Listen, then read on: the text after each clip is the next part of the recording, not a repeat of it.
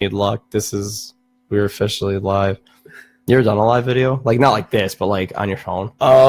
Funny story is when I did a live video, last time I did it, I was in Indiana at the time before I moved back to Fond du Lac, and I was really, really, really like drunk. Like I was gone, wasted, twisted, dude. And I had this habit of like singing. I had headphones in, and I would sing. Like I used to be good, according to my mom. I used to be good. Yeah. But cigarettes and pot came in. So I guess I did like 5 videos, dude, where I'm singing on Facebook Live, and I don't remember doing it. I blacked out, and I wake up the next morning, dude, and my lady, she's like, "What did you do last night?" I was like, "What do you mean?"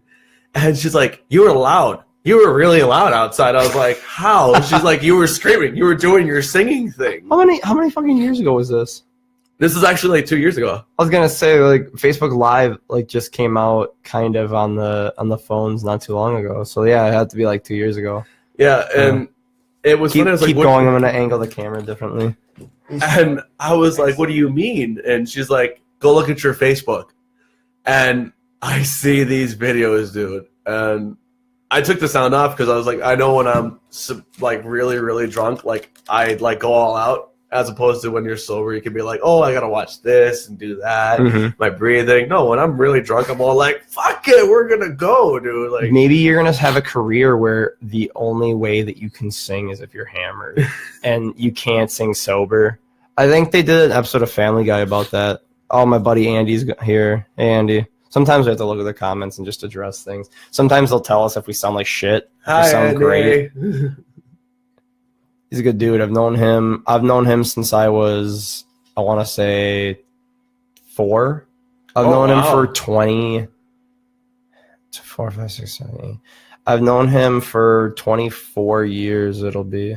Wow. Yeah. I know. That's time. Dude, like one of the only guy I've known longer who I've had like no contact with since like I was age, I want to say 8 or 9. It's my buddy Brian. Yeah, no, kindergarten, dude. We've known each other since kindergarten, which we were 4. Grade. We were 4 years old. No, 5. Yeah, you come in, you're 5. No, what? You come in, you go 5 to 6, 6 to 7, 7 to 8, 8 to 9. I don't fucking know anymore. But no, I've known you at least 22, 23 years, dude. So, but my buddy Brian, I've known him since I was like. He agrees.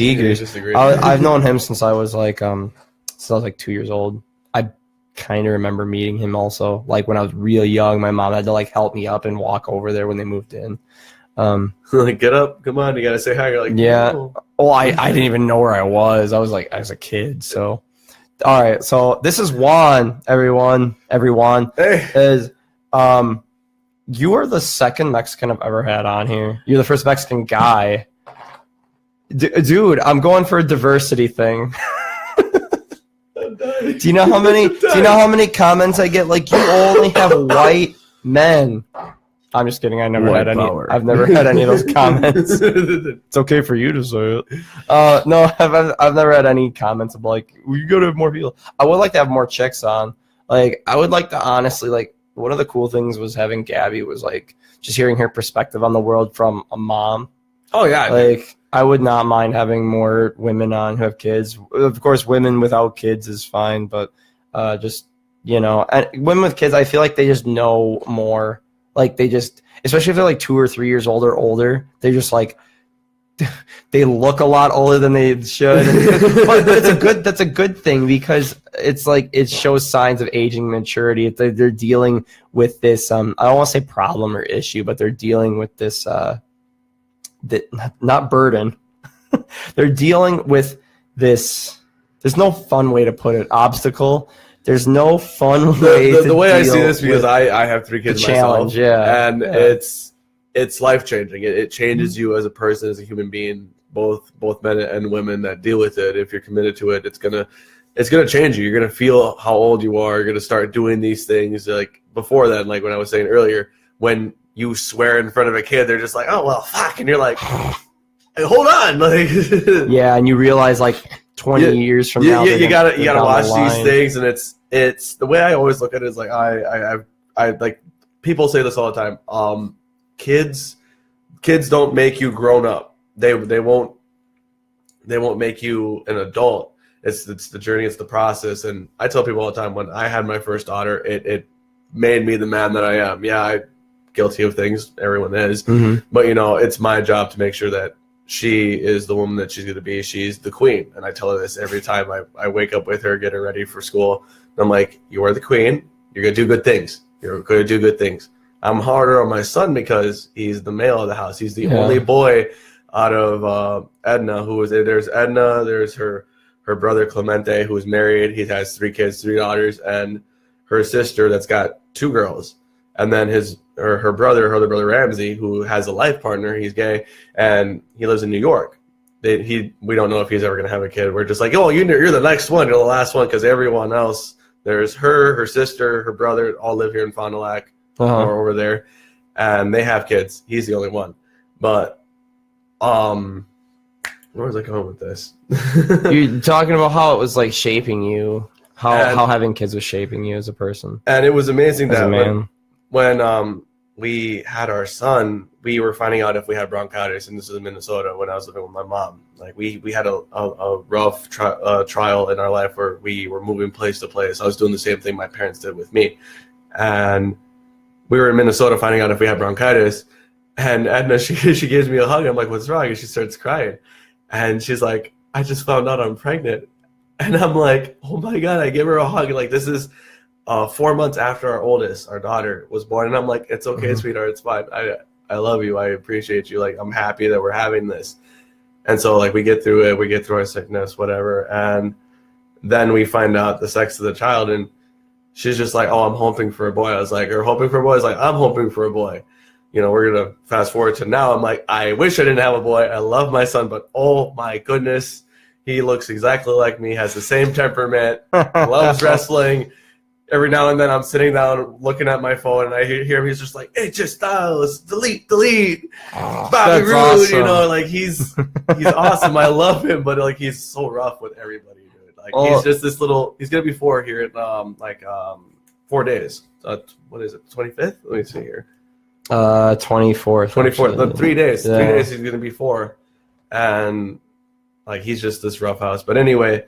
We're finding out about it, and we find out it's a boy, and I lost my mind, dude. Like when I found out I was having a boy, I was like, I'm gonna have a boy, like my own little son. I'm gonna grow up with this guy. We're gonna do things. We're gonna have fun, and we have our fun, this and that. Name him Liam Alexander because like that's what we want to do. And I remember when I was getting my back tattoo done, this big piece on my back, and the guy was like. He's like, you named your kid Liam Alexander? I was like, yeah, I did. He's like, dude, that is like the most Irish white boy name you can give to a Mexican child. I'm like, it's my kid, dude. It's what I wanted to do. Fuck yourself. It's what I wanted to do, but it was more her idea. And when it comes to kids, like when you're having a child, like it's not about, oh, it's her ideas. Like you grow with those ideas. You grow with being like, oh, yeah, we're going to do this and that. It's the commitment. It's the teamwork about it. And yeah, dude, we had our son. Now he's going to be 4, and he's wrestling, throwing himself on the couch, jumping on the bed. He watches wrestling with us. And that the picture that I posted when I caught myself on TV, me, Will, and Edna, when we were at SmackDown Live, our kids were watching it. And my oldest, she was like, Daddy, why are you there? I want to go there. I want to be there. Why are you there? And she got to the point where she kept asking why. She started crying. I'm like, oh my God, come here. Let me hug you. Let me hold you. I was like, next year. I was like, next year for sure. Both of you, we're gonna go. We're all gonna go. We're gonna make this fun. Like it's gonna be a family thing. Don't mind Dad. Dad's gonna have like 5 beers. Beforehand, and that is gonna be more of a kid than you. But they all watch it. And when it comes to like the wrestling, when Edna started watching, she put an emotional investment into it. And I tell her all the time, don't put an emotional investment into it because trust me, like it's scripted, it's already premeditated. And how old is this person you're explaining this to? She's my age. We're 26 years old, and she just caught it like 5 years ago when we started watching. And she was like, "Oh, I love these guys." She's your standard. Oh, she's your standard fan. She loves Roman Reigns, John Cena, like the big name guys. Like I'm the one that's like, I like the assholes. I like the guys that are the bad guys. Yeah, the heels. The heels are the best because why they talk shit right. Yeah. They get to the point. and she hates this because I like him. The Miz. The Miz is my favorite guy. He is the perfect heel. He is great on the microphone. The dude, like there's this thing where on a Talking Smack, the little thing that they do after the show that he talked to Daniel Bryan. I saw that actually. That was that unscripted? That was unscripted. It was later on found out that like, dude, he went off. That's because like I remember my dad. He weirdly enough, he was never into wrestling, but he was there when it came up in the 80s, like when Vince McMahon took it over from his dad. And it was all over the news because he started making it extreme. And like when I was really, really, really young, and the ECW and the WCW started popping up, my dad like forbid me to watch it. But every now and then I'd catch little snippets of it. Right. But a couple years in, and I'm like 12, 13, 11 or whatever. And I started watching, it was the era after the Attitude Era. It was post-Attitude Era with like Eric Bischoff. Oh, yeah. And I remember the hot lesbian action. That was like when they had a bunch of chicks just make out and then like someone would beat the shit out of them for doing that. Or like, and it was tons of blood. Like Shawn Michaels was bleeding every night. And they had Evolution with Ric Flair and they had Ric Flair, Triple H and them, Batista, and Orton. And now here's where it gets interesting is where my dad was like a big reality TV fan. My dad still is, I think, and he likes it because of how badly it's acted, and he likes laughing at people. But I think secretly, deep down, he's into it. Yeah, he watches Bachelorette, all that shit. Yeah, I know. And, well, the one with all the chicks, so The Bachelor. He watches one with all the chicks. I get that, but he was telling me once because he was telling me this actually about a couple months ago when we were at my uncle's place. We watch a Royal Rumble every year. And I don't know if The Miz was in it or not, but my uncle, who's really into it, was like, bring out The Miz. And my dad's like, do you remember him from Road Rules or Real World or some shit? Yeah. I'm like, no, I never watched that shit. Because, well, there's a show called, what is he from, Road Rules or Real World? It was the Real World. He, like back then, like when it first started, it was like just the people living in the house, partying, getting fucked up. You know, it wasn't like what it is now. Like it's not the Real World challenges. Yeah, there were no challenges because people were getting bored. You know, they were getting bored, so they stepped it up. But my dad told me that this guy is, I don't know his real fucking name, but he told everybody in the house that he's gonna be a professional wrestler someday, and they all laughed in his face. And eventually, he got eliminated. And now he main events at WrestleMania, and he's one of the best people on the mic.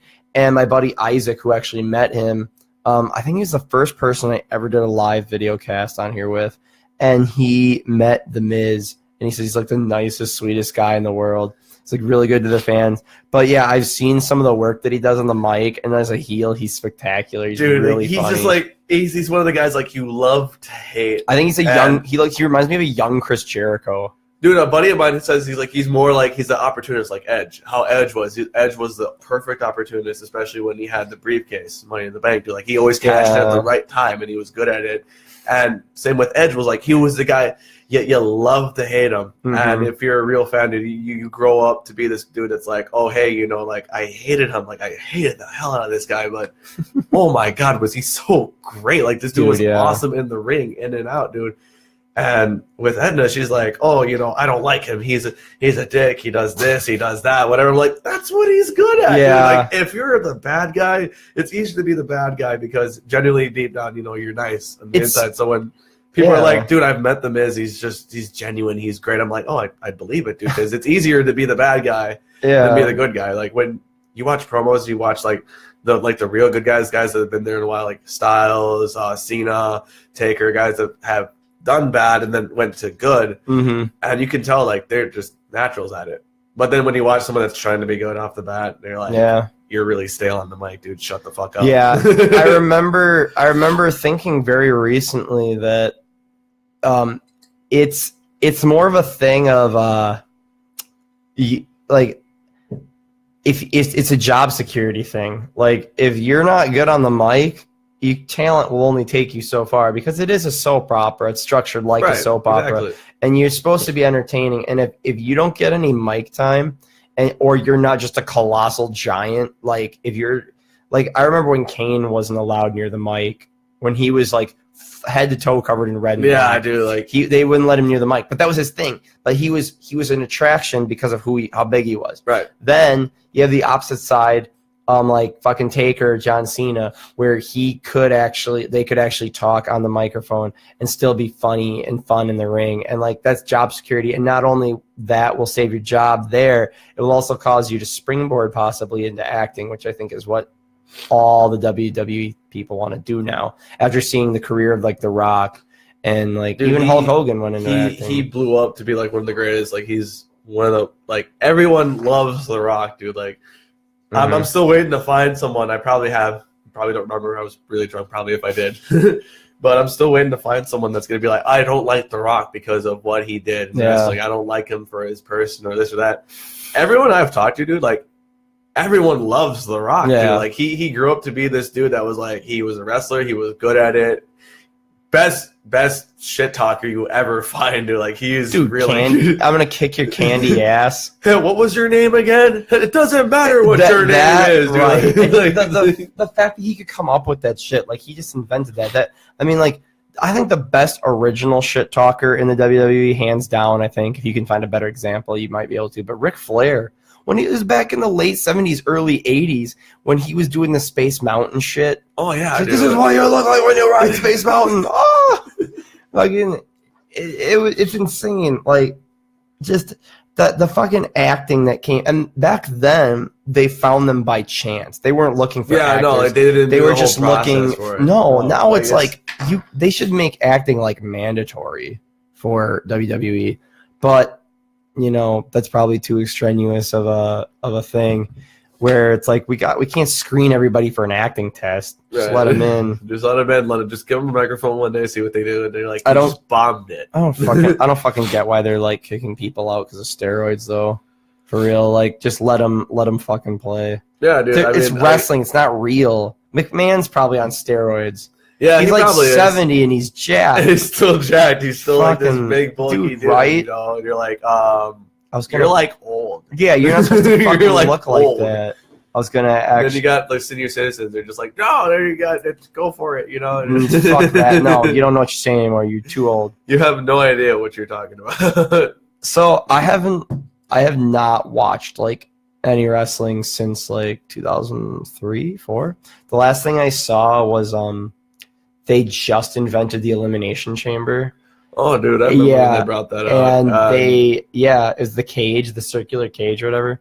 And then they just invented the Money in the Bank thing. And I heard like so many cool fucking stories over the years just from people shit talking it. Like the one where Eddie Guerrero and Rey Mysterio had the battle for the custody of the kid, and the custody papers were hanging above the fucking in ring. a fucking briefcase, dude. In a fucking briefcase. They were hanging up. And I remember watching it, dude, because like I was into it, and Yeah. like I was happy because my aunt, she bought me the "I'm Your Papi" shirt from Texas. She came to visit us from Texas and Minnesota. Wait. So this promotion of the custody match had been going on for so long. They were able to produce merchandise for it. Oh my god, dude! I had no idea. I didn't know it was that big of a thing. I heard it as a joke at one time, and then I went to my buddy Isaac, who's seen every episode of wrestling since he was like 3. So he was back in like the late 80s because he's a little old. Sorry, Isaac. But but no, yeah, dude. Like I remember the episode of SmackDown I watched, and I remember he came out. Or whatever his son's name was. He was just like, I gotta tell you, I don't know, or something. And he looked at him, and Eddie Guerrero was like, "I'm your puppy," and everyone just like lost their minds. And I was like, "What the hell just happened, dude?" Oh my god! I was like, "This kid's gonna be traumatized," but apparently, yeah, no shit. Apparently, he's gonna grow up to be the next wrestler. Like I guess he's training under Mysterio, and dude, like this Royal Rumble that came out, dude. Mysterio is jacked. This guy's like he's 2 inches a foot shorter than me. Like, he's huge, dude, yeah. He was I remember jacked. when I first saw him, and he was my favorite. And he was like this little Mexican jumping bean that ran around. And no offense, but that's what he did. He was a high flyer. He's a luchador, and it was fun to watch. He's great on the camera. And the fact that he was so mysterious, the mask, and every time it got ripped off, he covered his face and blah blah blah. Dude, like he was committed to that, dude. That's the thing about lucha libre, dude, that people don't understand. Is like it's not about the mask. It's like your identity. It's who you are as a person, and that's what attracted me as a kid growing up. Because I went to a show with my dad in Mexico, and we went to visit our grandparents, my grandparents. Really, Mexico? Damn, so it was authentic. Oh, dude! Oh my god! These guys, like, you know, like how the props work and everything. Like these dudes, like actually, like legitimately, like hit you in the face. Like these guys were hardcore. Jesus. But like how they say all the time, wrestlers in interviews, like we're telling a story where we're having a match. Like if you're really into it, you understand it. And with the lucha libre, like I was there, like around, like it's still there, dude. It's still existing. It's still, they're doing their thing. Where you lose your match, you got to take off your mask, dude. You lost. You're, you know, the disgrace. You're the guy that dishonors your family, so on and so forth. And I watched it, dude. And like this dude, like I remember catching like a glimpse of his face. He saw me. And he's just like, he immediately, like just like whatever, and his like manager or whatever grabbed the towel, threw it over his face. That's my wallet. Oh, okay. That's my wallet, guys. It's okay. It got the chair, but he fucking covered his face, dude. And I remember being a kid, and I was like, I looked at my dad, I was like, why did he do that? My dad's like, oh, you don't understand the art of lucha libre. He lost the match. He lost his identity. That's how it works. So you know, this is how it is. And like when I see Mysterio, and like he brings the culture, him and Eddie, and every Mexican wrestler that brings it into, like they bring the diversity in the culture, and I love it, dude. Like Eddie was authentic. Mysterio was authentic, dude. Like had a backstory, and the backstory was great. Even when Chris Benoit was still there. Oh, Jesus. Like those guys had a backstory. Yeah. They loved each other. They were family. And dude, to this day, the wrestling group that I'm part of and Facebook is every time someone shares like the video the day that they had Monday Night Raw, the day after they found out that Eddie died, dude, like I still will cry like a fucking baby, dude, because that was my guy. His story is like the most authentic, real deal. Like it was a promo, but dude, he wasn't lying. He had a hardcore addiction to drugs, cocaine, steroids, and he was addicted, dude. And the last shirt that I remember seeing, it was like Eddie Guerrero R.I.P. on the back of it. It said, "I'm addicted to the high." And when they were doing the promo for No Way Out, when he was facing Brock Lesnar, and I always say all the time, every time I'm at a show and Brock Lesnar comes out, I'm like, Eddie beat you!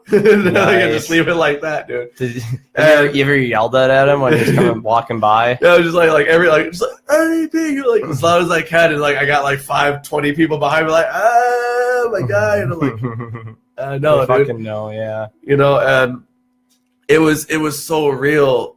And I loved what they did with him. Like they brought him up to be this guy, but they used his actual story, and that's what I think got people to get behind him. Was like, dude, this guy he's been struggling, he's been fighting, and like he did it. He fucking did it. He beat Brock Lesnar. I remember the day I went to middle school, dude, and I always like would look up on WWE.com to find results on the matches and stuff like that. Yeah, you wouldn't Google it. And this is around the time, like again with Brock Lesnar, wins all the fucking time. He always retains the title. And I went in that morning and I was like, oh, I'm going to find out he just won, you know, whatever, blah, blah.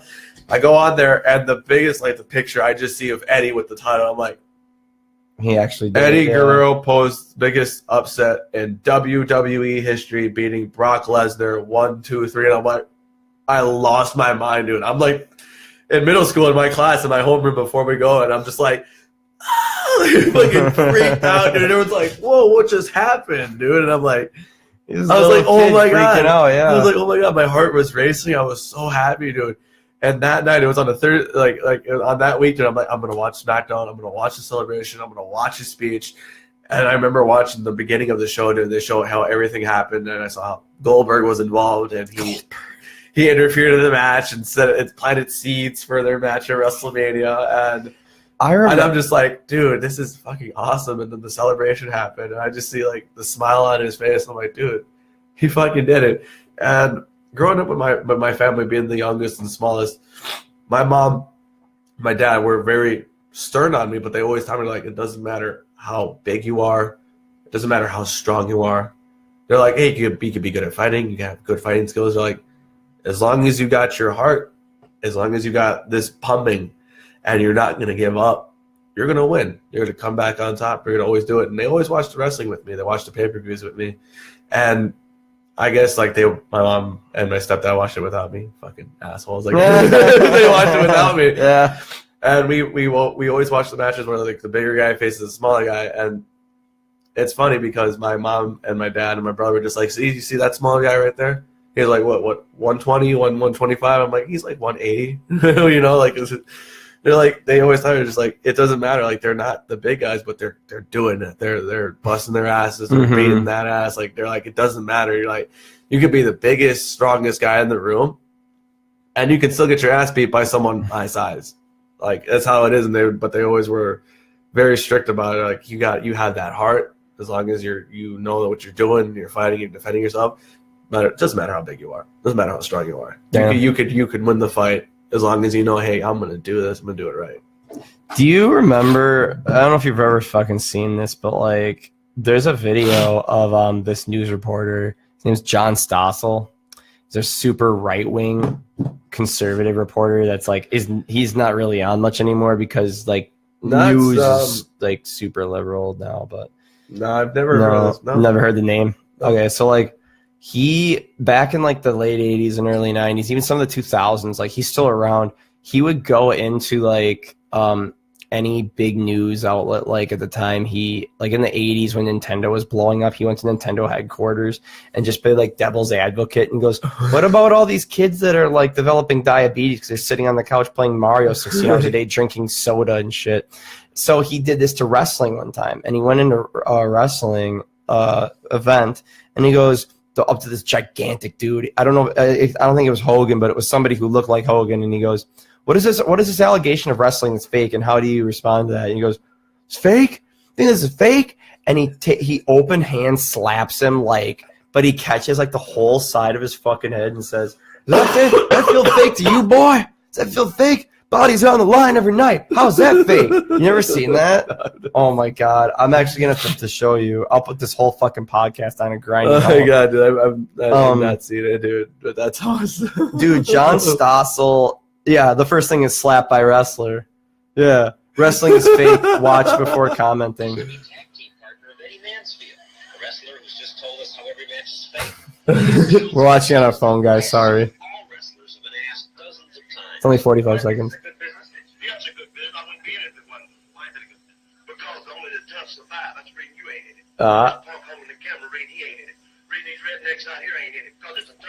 Sounds like a redneck. Right?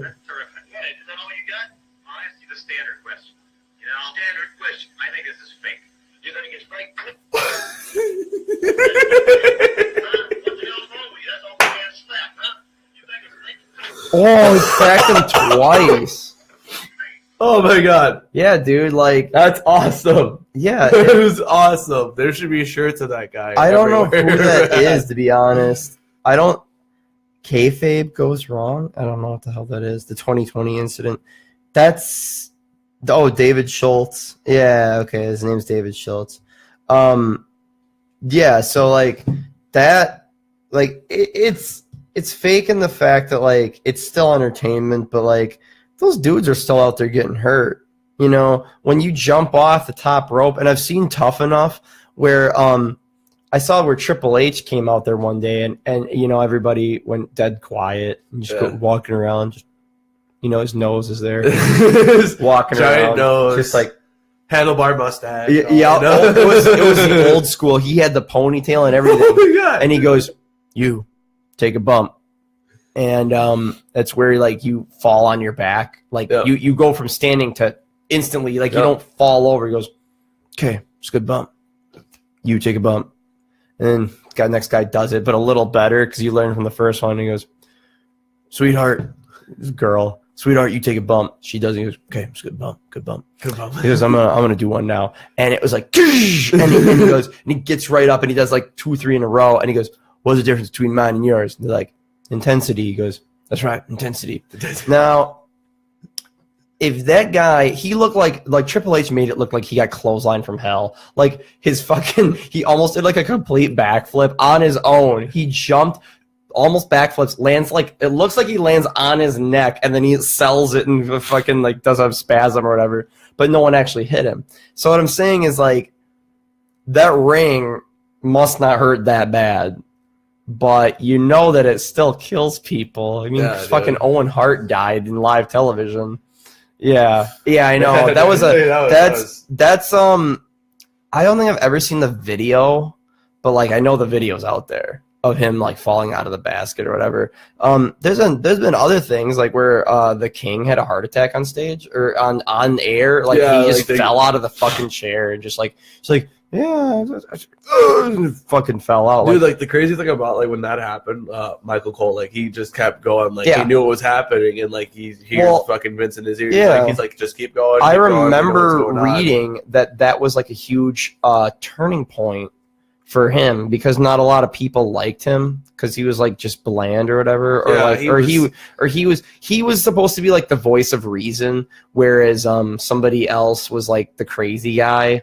Or the King was crazy, whereas like JR was the voice of reason, and the King was like, "Oh man, puppies, puppies." Yeah, and but then JR was like, "How could you say that, King? How could you do this?" And then King would be like, "Well, he wants a shot at the title." And like, but then after like this whole incident with Cole, or the King having a heart attack, he like they made this really big thing about how he kept eye contact, and like there's a lot of these attributes that came out that night, and then that put him back in like the positive look of the people. I also want to talk about the era of, I kind of mentioned it before, like the era of now of like of like the Cena era and the Roman Reigns era. The PG, is this still considered the PG era, or is it post PG yet? Well, most people don't understand, and like I hate, like this is the biggest comment I hate that everyone makes. Like, oh, it's not like how it used to be. The women aren't fighting anymore. They're not taking off their clothes. Oh, there's no blood. This and that, and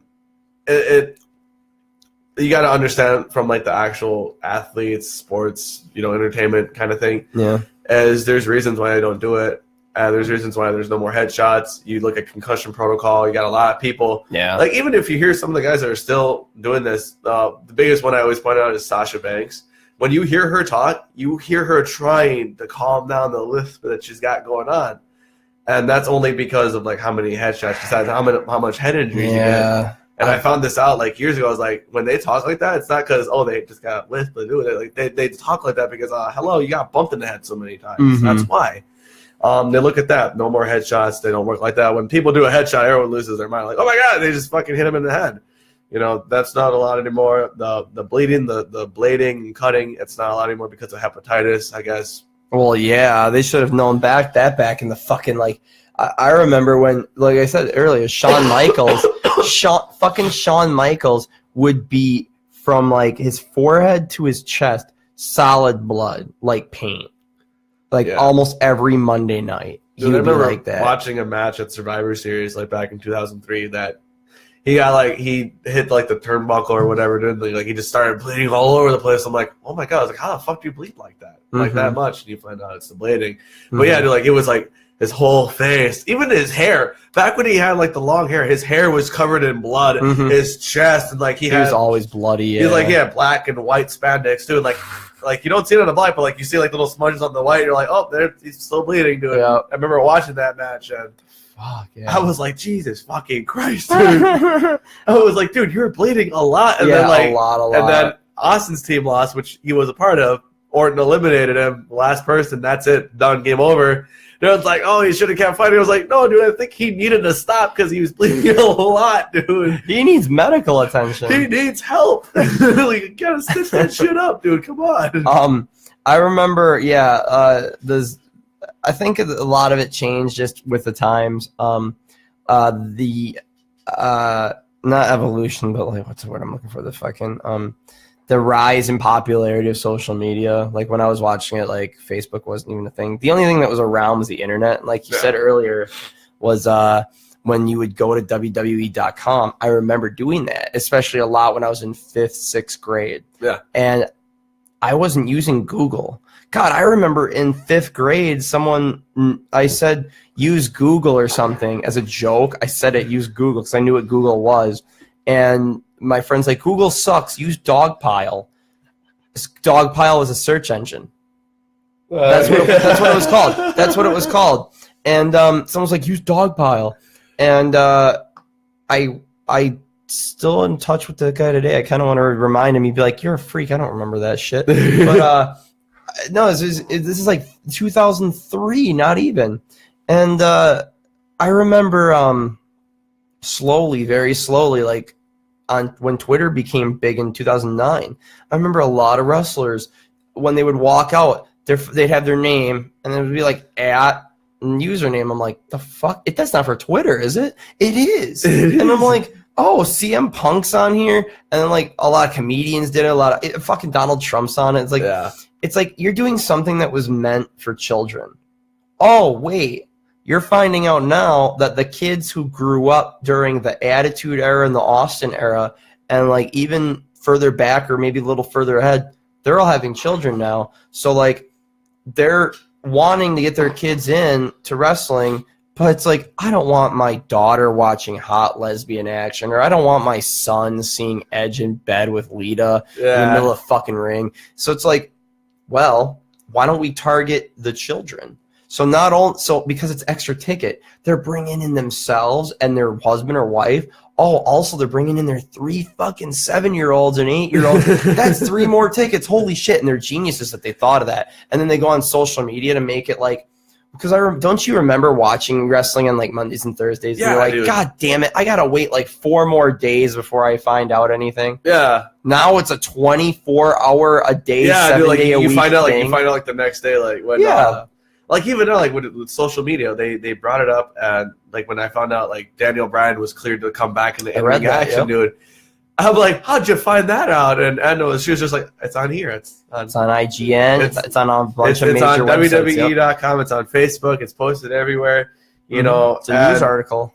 And like, I don't hate the guys that like are saying, you know, I want the old stuff back, but I also agree with them. Like, yeah, I want the old stuff back, but I completely agree. Like where they're targeting their market is with the kids. You're like, every time you go, like the last 5 times I've been to an event, dude, you see like this little kid, and even this one little boy I remember seeing, like he cosplayed fucking AJ Styles. I'm like, dude, this kid, he knows what he's doing, man. He's got the gloves, the jacket, the hair, the title, and I'm like, oh my god, I was like, this little dude right here knows what he's doing, and it's great because when I see my son, the one who does, he loves it, and now my daughter's watching it, and her favorite wrestler is Sasha Banks.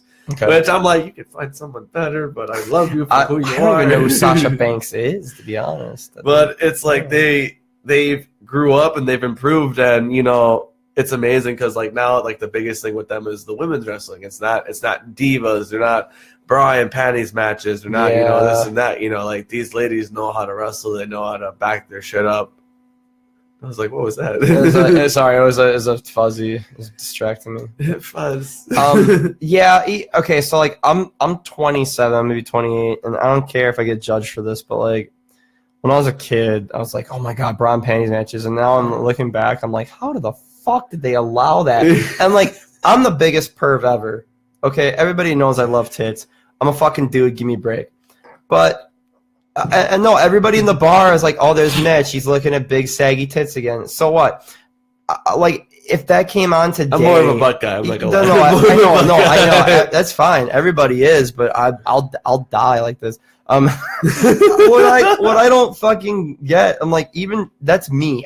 That's who I am. And even today, I'm still like, holy shit, how did they allow that? Right. And I was like 12 years old. This is softcore porn, and I'm just like, this is on cable access. I'm watching this for $30. My dad's paying $30 a month for Charter, Spectrum, whatever he's doing, and I'm watching softcore porn. I'm like, okay, Trish Stratus is hot, and she's in her bra and jeans, and that's how they'd always end up. Was the victor, even if the victor would still lose one thing of pain, like she would lose her fucking. She would lose at least her tops. She'd be standing there in her bra, all fucking confident and triumphant and winning, and I'm like. Yep, I'm fucking 12 years old and I'm watching this shit. Okay.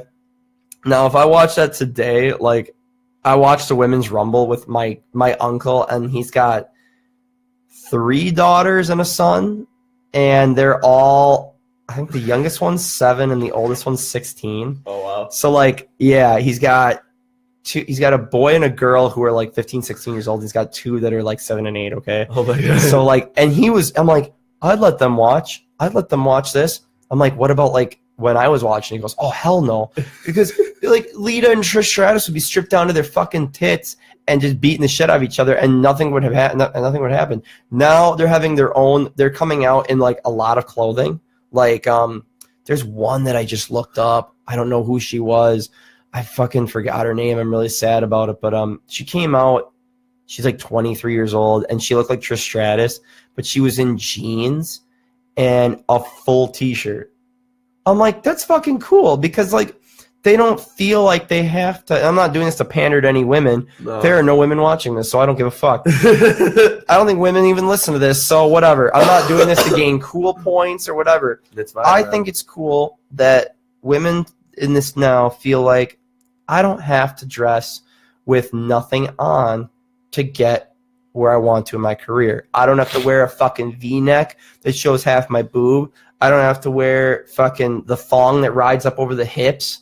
I don't have to do anything I don't want to. I can come in, dress completely conservatively, be cool on the mic, kick some chick in the fucking ribs, and get thrown out of the ring, and I just made 10 grand. Right. Or some shit like that. Yeah. I like that that's an option. I do. And I like the fact that WWE, like, you're not going to get, oh, dude, Isaac just joined. You just joined. We were just talking about bra and panties matches. I do like the fact that I don't mind that it's missing some of the shit from last era, yeah. the post I call it post attitude era. That's the way to say it. Yeah. My buddy Pat called it the ruthless aggression era. Isaac, he just said nice. Just stand up and show him that fucking shirt. Yeah. Oh, I got caught again on the chair, dude. Don't cheer. Fucking yeah, dude. I mentioned you already, Isaac. We're just what's the name of the era between the Eric Bischoff days, like where they had hot lesbian action, and the Attitude Now? Because Pat at work called it the ruthless aggression era. Which I've never heard. That's what it was. Like it's the ruthless aggression era, because it's so iconic. Because where you hear people like Cena when they first started and everything, and this is I saw Cena debut, not in person, but I saw it on TV. I remember seeing fucking Cena the first time, and I remember Angle's like, "Well, what do you got to hang in the ring with me?" And then Cena's like, "Ruthless aggression," and just whacks him right in the face. That's what he started it. Like that was like a thing, dude. Like it started like right there. Him, Cena, Batista, like the guys that were there, Shelton Benjamin, Lesnar, like all. I remember Shelton Benjamin. Yeah, like and he was part of Kurt and Angle's fucking Team Angle's fucking thing. Dude. Yeah, like intensity, integrity, and intelligence. Yeah, world's greatest tag team, and that's accurate. Yep, he just said it's ruthless aggression. Yeah, like it was like, dude, like around that time, like that's what pulled a lot of people into it, because like they were so hardcore and they were good at what they did, dude. Yeah,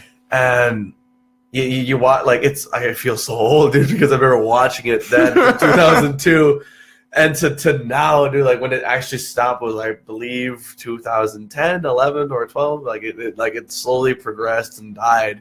But watching it then to now, dude, I remember when Eddie defended his title the second time at Judgment Day. That's not a thing anymore. I miss Judgment Day. Judgment Day was like my favorite pay-per-view. We're probably offending too many political or religious people. I thought Judgment Day was pretty neat. And I remember he got hit in the head by fucking JBL, fucking Bradshaw. He became JBL. He became the millionaire conservative guy. Like he's fucking funny, JBL. Like he's just naturally fucking weird and funny. He's great. And like you look back at then and what he did, and like I remember he hit Eddie in the head with the chair. Dude. Fucking Eddie just like he hits like he hits another chair down like head first, everything, and I'm like, dude, he just whacked him bad, dude. And then, like, you see him get up, he turns around, he's like, blood everywhere. I'm like, Jesus Christ. Some of those older dudes, like, really knew how to sell it.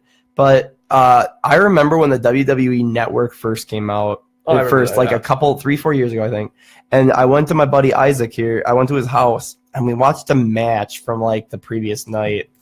And I was like, I don't know who anybody is. So I'm just gonna go in and I'll enjoy it no matter what.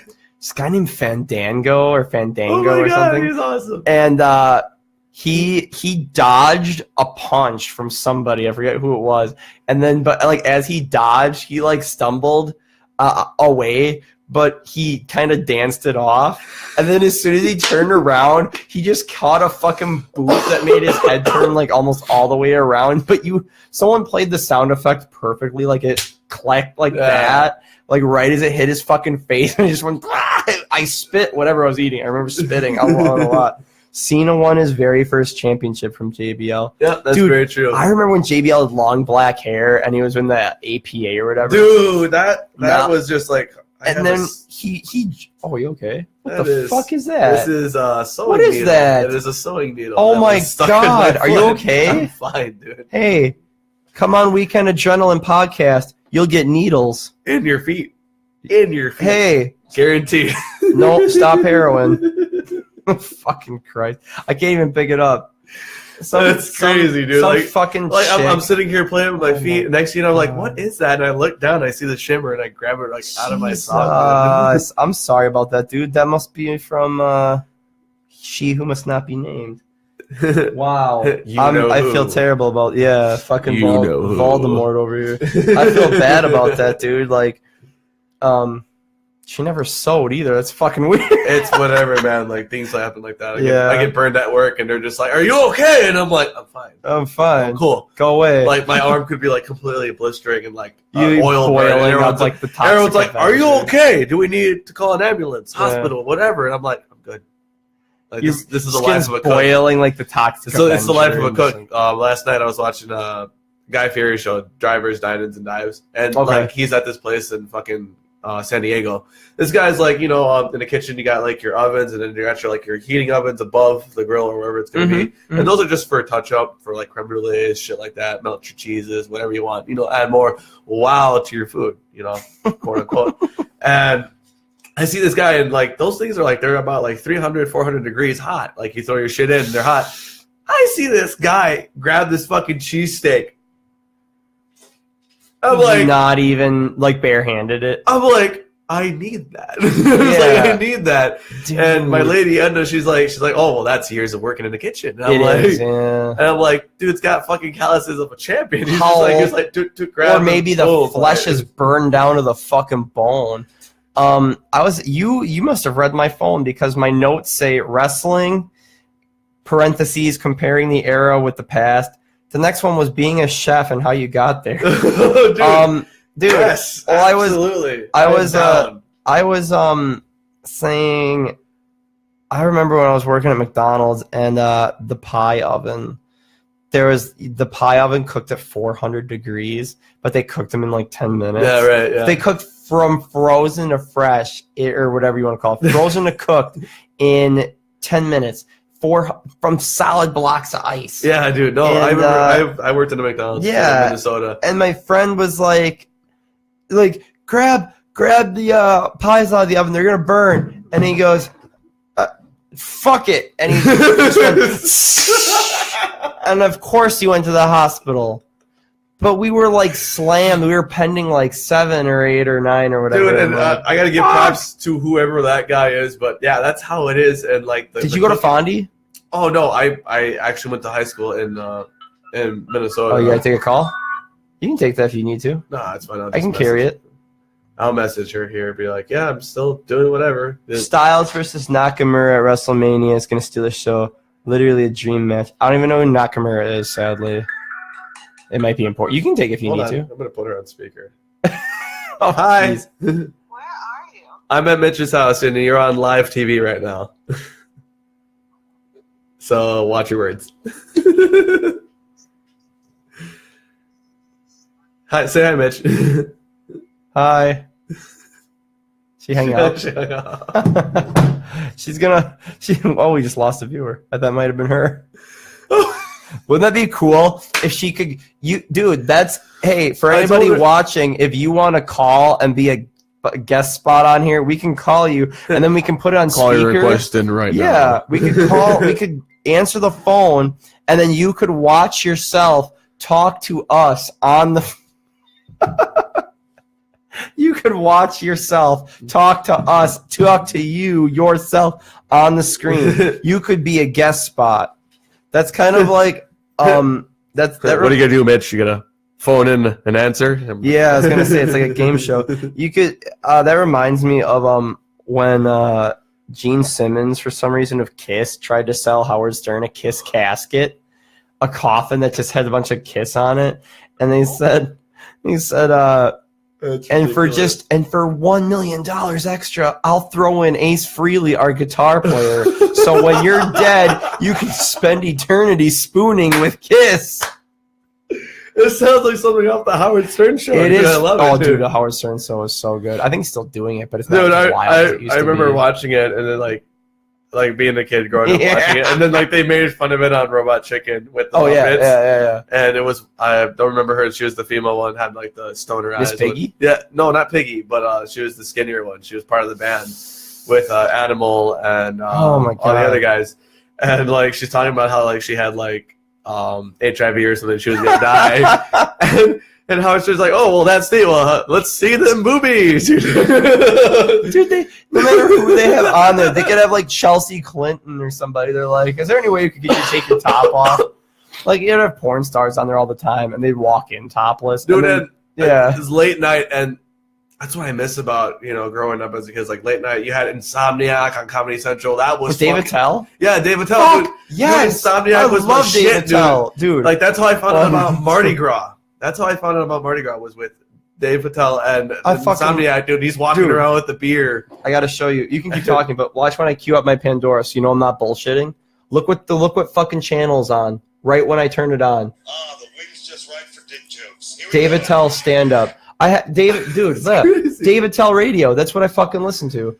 I love David Tell. He's so underrated. He's so awesome, dude. And like my brother's he's like, dude, you gotta watch this show with me. And this is around the time when he started smoking weed.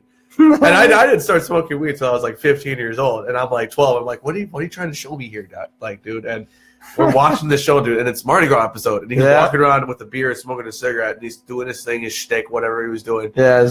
And next thing you know, you just start seeing boobies and shit, like being censored, and like it was crazy. I was like, what is this? And he's like, and he went to a bar, or he was like bar hopping with like this group of people, and he was like, oh, we're gonna go here, we're gonna go there. And he's like, oh, this is life in Mardi Gras. And I'm like, what's Mardi Gras? And then like 2 seconds later, he's like, oh, back down here in Louisiana. And I'm like, oh, New Orleans. Yeah. I was like, oh, okay, cool. So the older I get, the more I hear about it. And then around that time, they're advertising Girls Gone Wild. Oh yeah, and they're like the Mardi Gras version. The Mardi Gras version. Yeah, I remember one of the fucking Girls Gone Wild was called 50 Best Breasts. So it was just a countdown of like 50 chicks that would come in and just show their tits and be like, you're number 50, but they had to do like 300 so they could start with like a pool, and then like these are the top 50. They didn't just get 50 and arrange them. They had a lot. It was like a 9 DVD set. Dude, I remember the Girls Gone Wild and being at sleepovers, and they'd be like, warning, the following blah blah blah is.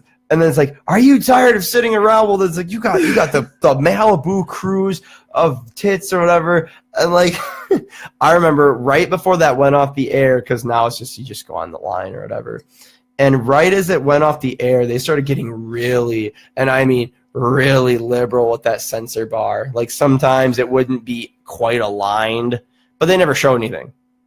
But sometimes it wouldn't be right where it was supposed to be. They got super fucking... I remember one time, this chick was just like pulling down her fucking swimsuit, and it got like... If this is her vagina, it's like the camera stopped like right there. Sorry for the graphic display, but this is my fucking show. I can do whatever I want. But yeah, dude, it was... I remember, and this is just a weird thought, but like guys, boys especially, like us, like when we were kids... Yeah. Like 12, 13, like that was our coming of age thing. It's like we didn't have a fucking phone where you could just Google anything. And if you look, like, I don't know, like you had a computer growing up. I didn't get one until I was like 16. Dude, I destroyed that thing when my mom first got porn? a computer. With porn? Yeah, absolutely. No, it's fine. It's absolutely. fine. I'm not judging. It's fine. I mean, Like, if I had one, I would. I was in the process of like growing up as the person who I am, and I grew up with my dad having cassette tapes and magazines because like my parents cassettes. were like, well, this was like back in the day. Like I was my parents were separated, whatever. But I would go to my dad's house because my school was closer growing up, and he'd have cassette tapes and magazines, and I'm like learning all this stuff. Dude, like I'm being the guy that's like, oh, I don't like girls. Oh, okay, I'm liking girls. I'm like, I look back at it now as I'm speaking it, and I'm like, oh, that's kind of a bad way to come up to be like, oh, I like girls. Hey, guess what? Let me see your JJ real quick, and I like you, you know, dude. You have no fucking clue about what you're doing when you're doing it. You just hopefully you just don't end up in jail for asking the wrong thing. Hey, nowadays you might end up in jail just for saying hi to somebody. But what I was gonna ask you is like, there's like that's such a rite of passage for like boys, like kids. It's like you discover porn really early, and like I don't think there's anybody watching right now, and especially there's no girls, especially that are even gonna tell us what their fucking thing was. I want to ask somebody, but they're not going to do it on live fucking television. I was going to say, like, what do you think is, like, the girl version of, like, I don't know if girls even watch porn when they're, like, 14. They're probably like, because, like, society, it puts girls down so much for even having, like, a sexual thought. I mean, like, a lot of girls today it's demanding, dude. Like, when, like, having a daughter, dude, like, how she is growing up, who she is as a person, dude. Like, it's so demanding to be a woman. Like, you gotta look, you gotta dress to impress, you gotta be pretty, you need to do this and that, whatever. Mm-hmm. And it stresses me a lot because the mother, my lady Edna, she's always like that with her, and she's like, oh, you gotta do this with the hair, you gotta do this, you gotta do that, blah blah blah. And I'm like, hey, like, let her be a kid, dude. Like, come on, like, let her do her thing. Let her be How old's the daughter again? No, my oldest is 5. The one that you're talking. Okay, you're talking. She's 5 years old. Okay, yeah. So like she's talking back and doing her thing, and she's very sassy. I love her. Yeah, she's very sassy. Got her name tatted right here.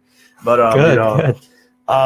It's so fucking demanding, dude. And I remember reading a statistic saying that in the 18 years of your daughter's life, you're going to spend nearly $250,000 on them because of the demand for how a woman should be and act and be treated and this and that. And, you know, it's really funny that you bring up like the whole porn thing, because I grew up in high school being the nice guy. Like I'm friends with a lot of women. I'm friends with a lot of girls. And that's how I get my perspective on things, you know. Mm-hmm. You know, I've had my heart broken like any other guy has. And, you know, I've always had those girls be like, oh, well, guess what? She was doing this. She was doing that. Oh, you're too fucking good. And they'd be like that. And I'm like, okay, cool, whatever. But they would always tell me like, yeah, they've experienced it, they've watched it together, this or that, or with their significant other, or growing up, you know. And it's out there, it exists, you know. There's girls out there that watch porn, like we do, I know girls watch porn, but like I was wondering, like, what's the sad coming of age story for a woman is just like, well, one day I was on vacation with my family, and all of a sudden I woke up and there was a stain in the bed. Oh, I just got my first period. Like, it's not cute or funny, or like, it's just a lot of crying and a lot of pain. And I feel so bad. Like, growing up, I always made fun of girls for that shit. And like, looking back, I feel terrible. But I was like 12. What the fuck do I know? Like, thinking back on it, it's just like, okay, my coming of age story was one time my parents weren't home. My buddy was over. So I was like, oh, the dude, fucking Harold and Kumar's on, and like, let's watch that. But you had to order it, so it was like $6. Right. So we clicked on it, we watched it. It was the first time. I was like 13, and I saw like boobs for the first time on a fucking movie. I'm like, that's what they look like. I'm like, and they were movie boobs. They were pretty cool, but like I remember thinking, I'm like, those look different than they should, I think. And then I'm like, weird. Okay, so I'm supposed to like that? Yeah. And I wasn't into dudes at all. Like, I never had that weird phase where it's like, maybe you don't know, but like, it's just like, okay, what's the equivalency for girls? I think girls, like, even when they're like 9 or 10 years old and they see like Zac Efron or Channing Tatum, they get like some weird feeling and they're just like, and then like I don't know what they do. I don't know. Like the way I see it is like women are like 10 times more secretive with it. Like they can cover it up. They can keep a straight face. Oh yeah, they can see like Zac Efron right in person. Like be like, okay, cool. But like deep down they're like, yeah.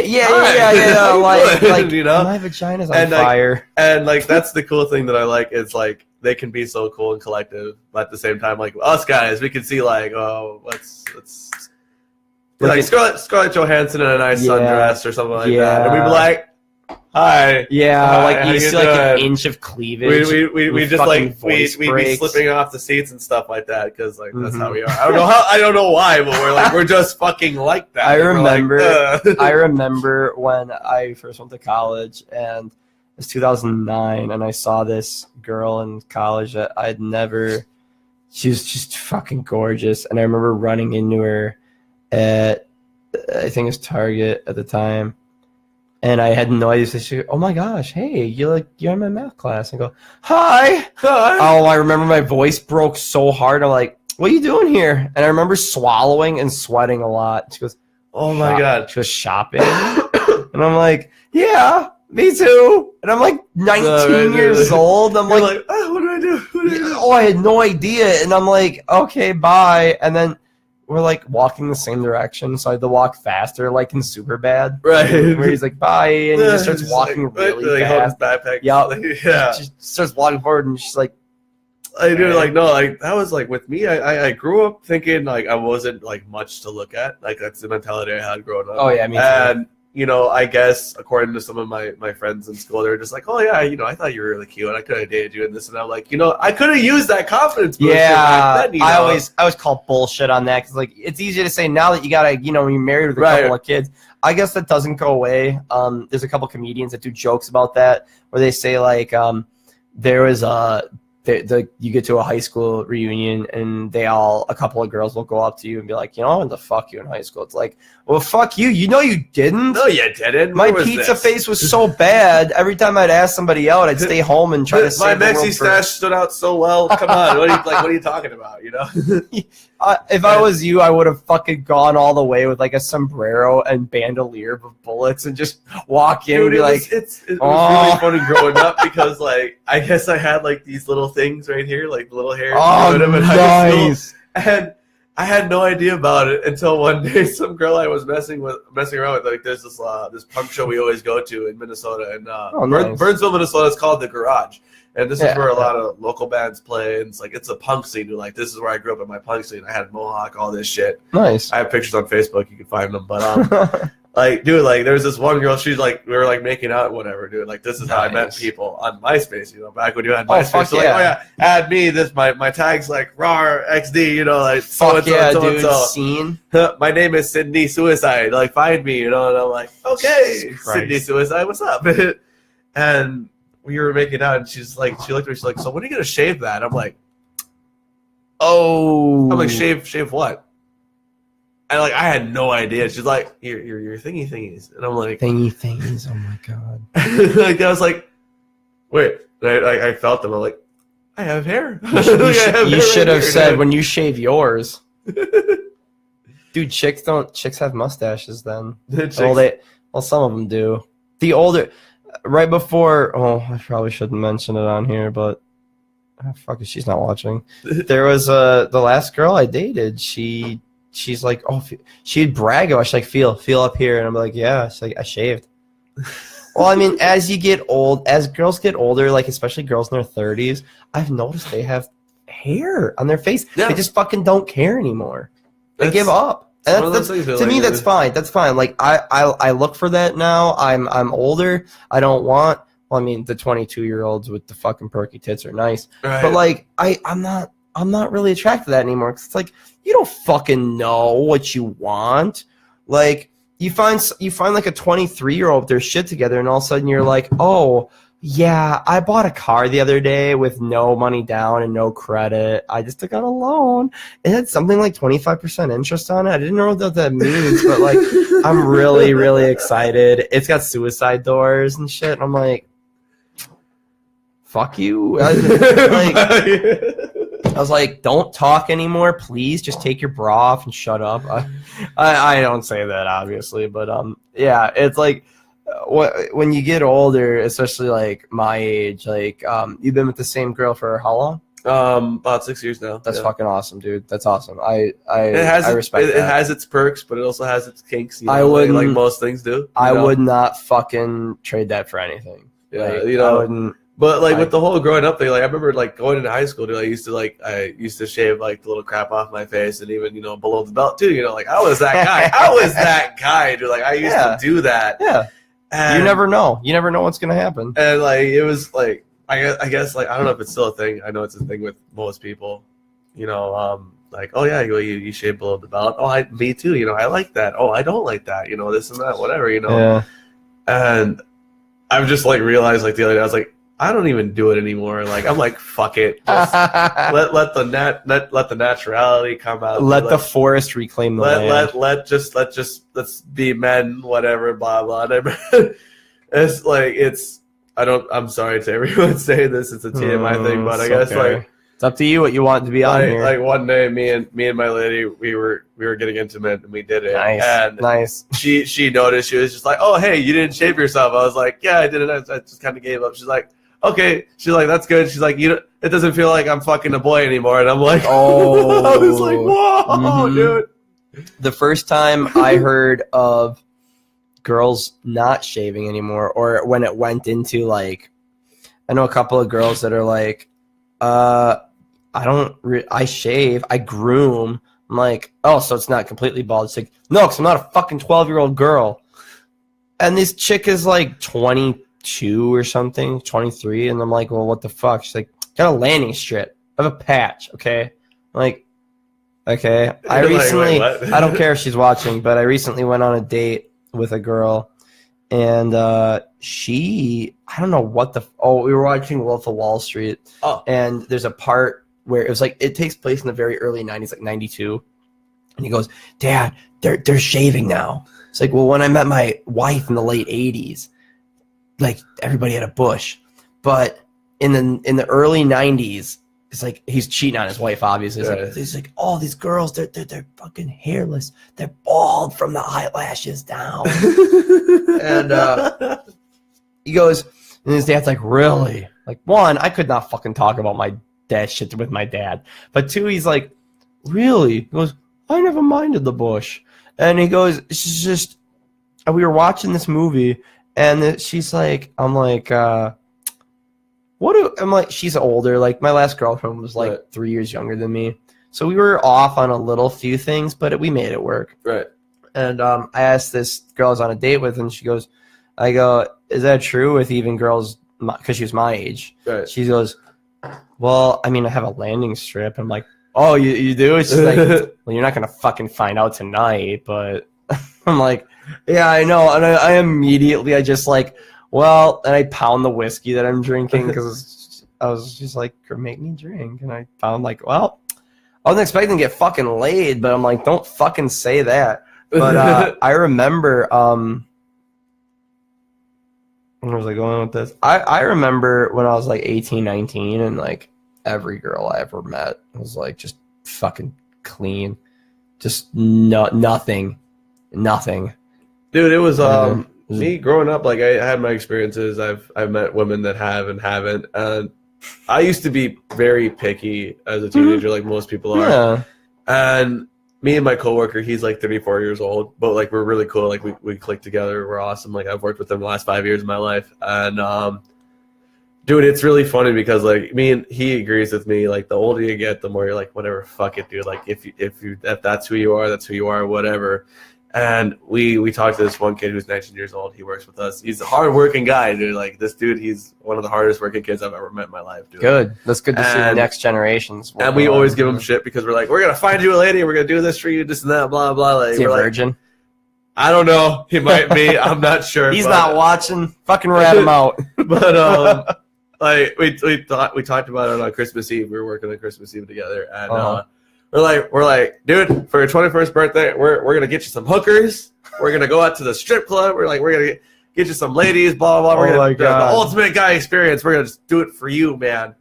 And like he talking about like stuff and be like, so you guys eat ass? And like he asked that, dude, and it was funny just by instinct, dude. And I hate like I'm the guy that's like, dude, yeah, dude, fuck it, eat it all, doesn't matter.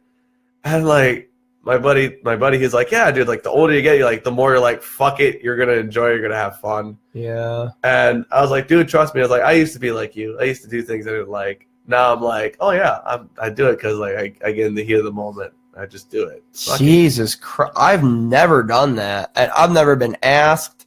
Dude, and I have never ever wanted to. It was so. I don't give a fuck. I mean, like, I don't think you're gross for trying it. I don't think you're gross for trying it. That's fine. You should do what you want to do. But Jesus fucking Christ, dude, fuck. I can't imagine it. Think of all the STDs and the diseases and germs.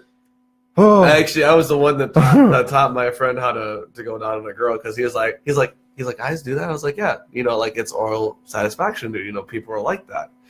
And I was like, you've never tried? He's like, no, I've never tried. We're in high school.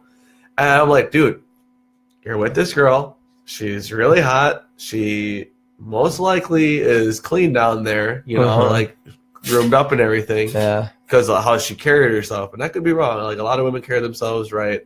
And nothing's changed. Yeah. But I was like, dude, just give it a try. I was like, just do your thing. Ride it out. I was like, trust me, it's great. And I guess one day, like, we were all like hanging out on New Year's. We were drinking. His girlfriend, my girlfriend, all four of us were getting stoned. And then our guy came through. He's like, here's some ecstasy. And we took some ecstasy, dude. Oh, God. And like that was fun. And we all just hung out and whatever, dude. And I guess like she grabbed his phone and like typed this like big fucking paragraph of like how she loved him and this and that and whatever. Wow.